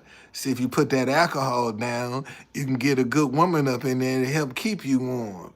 But nah, you don't want to put that bottle down. So you deal with the cold by yourself. And that's all you need. Shoot, put that bottle down, man, so you can get that woman in your life. Ain't no woman gonna come up in there and deal with that liquor. She got to compete with your alcohol. That ain't gamer. Come on, man. Come on. That ain't even fair.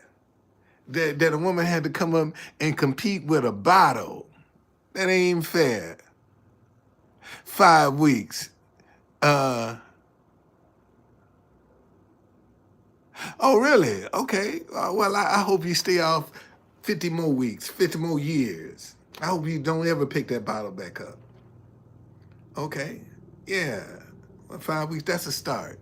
That's a start, gamer. Uh, um, Let me see who this is. Talking about they like money. I like money, so I stay single. But if you ain't got nobody to share it with, how happy can you be? Think about that. You got money, but you ain't got nobody to share it with. So how happy can you be? Think about that for a minute. You got money, but you ain't got nobody you can share that good time, that money with. How happy can you be? Not very. Not very at all. Not very. So, having money don't mean you happy. Especially if you ain't got nobody you can share that with. And not have to be worrying about if they using you or taking advantage of you. So how happy can you be? You got money, but you ain't happy. You're not fulfilled.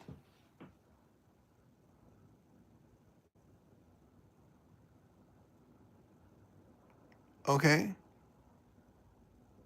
But the Bible say that money is the answer for everything. Money has the answer for everything. Shit. You think if you was debt free? Thank you, Jew Blue. You think if you was debt free that I'm talking about being able to fly private and go first class wherever you want to go, that you wouldn't have some incredible sex with your significant other? Shit, I can't wait to have some debt-free sex with this one.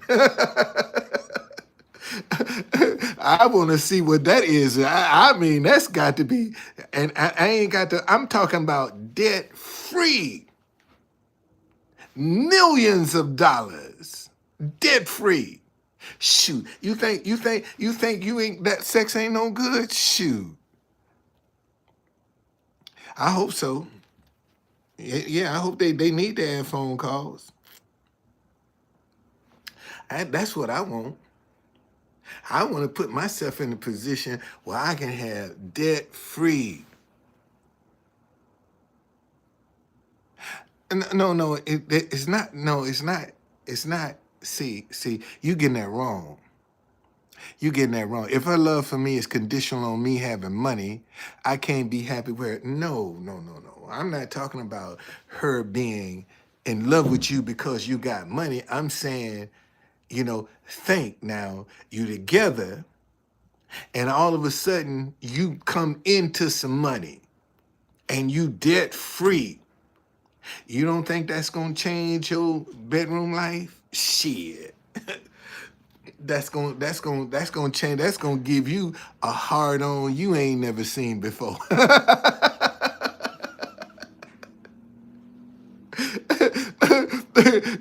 You'll be getting a hard on. You ain't know where did that come from.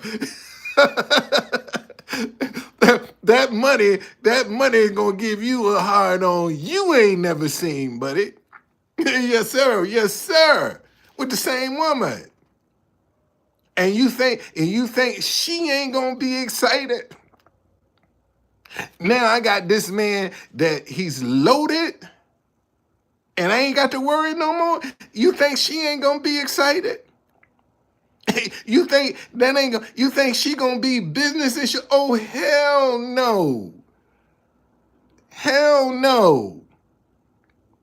Cause now she got to step up her game because she know if she don't, somebody is waiting to replace her.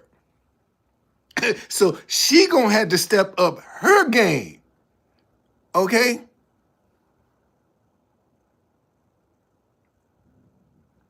Well, listen. The woman that loves you is gonna stick with you.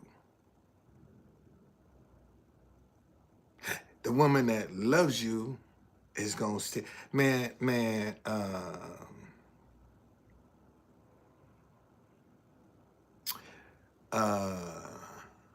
when me and my wife first got married, we ran into a little situation.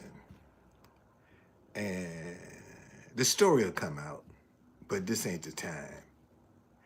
And I tried to get my wife to go back to the Philippines. Okay? And my wife looked at me and said, Don, you're my husband. Where you go, I go. I ain't never had a woman tell me that. Okay? And I was like, come on, baby, go back, just go back home. And she said, where you go, I go.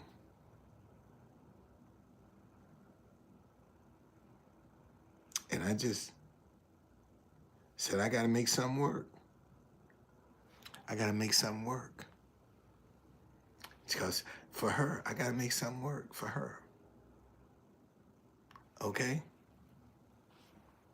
And that's just it, man. The person that's gonna be with you, they gonna stick with you through the tough stuff.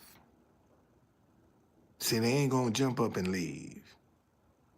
So you got a lot of people, man, when adversity come, shit, they looking for the dough. I ain't cut out for this. No, man. See, I ain't cut out for this. And it just so happened that I'm married to a woman that don't believe in divorce. That's their culture. They don't believe in divorce. So anybody else, man, they've been long gone. What, 5 years? Oh no, buddy. Shit. I'm out of here. That she don't believe in divorce. She might be upset, she might be angry, she might be, but she ain't gonna divorce me because she don't believe in it. So that's why I can put my head down and work on my ideas to get something to work. Because I ain't got to worry about somebody serving me no divorce papers because she don't believe in it. That's their culture.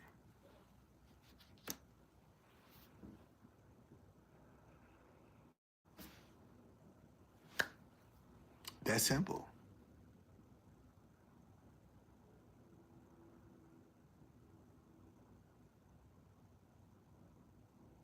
Yeah, I'm going soon. I'm going soon. Going soon. Because something is on the verge of breaking. One of my ideas is on the verge of breaking, man. I got a lot of stuff I done threw on the wall. Something's on the verge. I just feel it. It's something on the verge of breaking.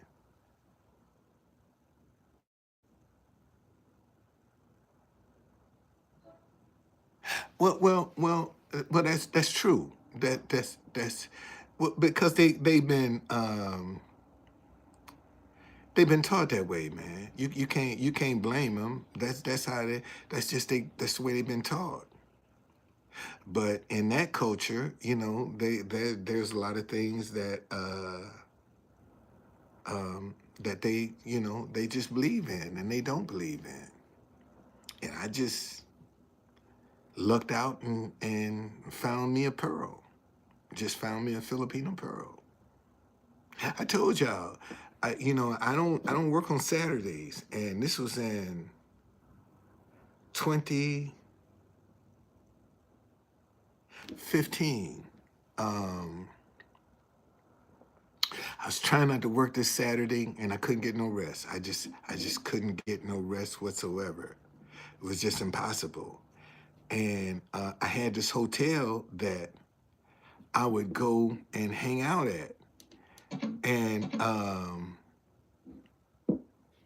I said, man, let me go down and see what's going on at this hotel because that's where I was hustling and get business. And right as I was walking in the door, my wife was talking to the hotel manager. The guy's arm she had twisted to take her somewhere didn't show up. So the manager was telling her about me as I'm walking in the door. And when I walked in the door, he looked up and he said, that's him right there. And I threw my hands up, said, whatever it is, I didn't do it. And she came and told me she had a group. They wanted to go to the mall, and what the guy agreed to do the job for. And this was an all-day job. And I told her, I said, I'm sorry, ma'am, but I can't do that. I'm sorry. I'm not available. And that girl balled up her fists, just like this. And I looked at her, I said, girl, that's my grandmama's fist. I'm gonna marry you. That's how I recognized my wife. And 4 years later, we got married. That's how I recognized my wife. My wife wanted me to do something that I didn't, and she balled up her fist. And I mean, I'm talking about it looked identical to my grandmother's fist. And I said, I'm gonna marry you, girl. That's my grandmother's fist. That's how I recognized it. That's how I recognized it. Sure is. And 4 years later, we got married. And we've been married 5 years. And shortly after we got married, she went back to the Philippines and we got divided with the pandemic. And now I got to lie to get into the country. And rather than tell a lie and be looking over my shoulder, I just wait till I can do it the right way. Just wait till I can do it the right way.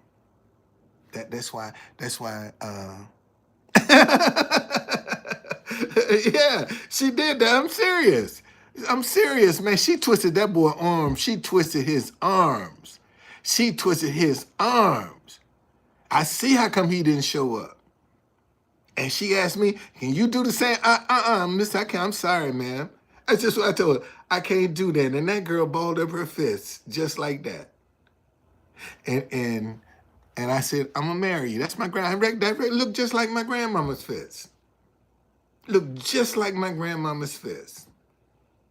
And she might be an inch taller than my grandmother. Maybe an inch taller than my grandmother. Yes, indeed. Yeah, that's how I recognize my wife. Sure is. Yeah. So, but man, I got me a Filipino pearl, boy. I ain't lying. That girl right there, Filipino pearl. Yeah. Well, not really, man. You get tired of that negativity sometimes, man. But anyway, look, y'all. I got my 4 hours in today. Um, that's what I wanted to do. I got my 4 hours in. So 1:30, 2:30, 3:30, 4:30, 5. Yeah, I got my 4 hours in. So uh, I'm gonna go and get me some food and relax now.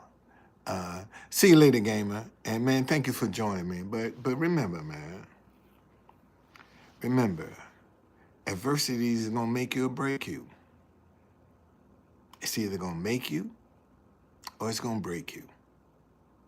And if it breaks you, you're gonna lose all your get up and go, all your motivation, all your creativity, because you're gonna be feeling sorry for yourself.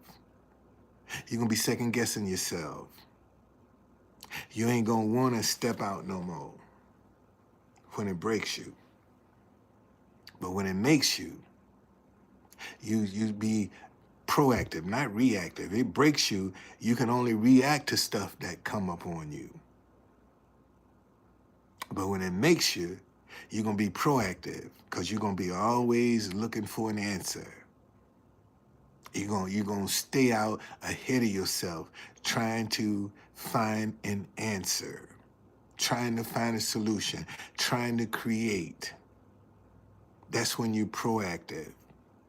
Okay? You ain't got time to worry about what's going on, what ain't working, none of that. You don't entertain that. Because you looking for the very thing you talking about, you looking for that. And you'll find a way, in some kind of way, man, God will open up a way for you. I'm telling you, it works every time.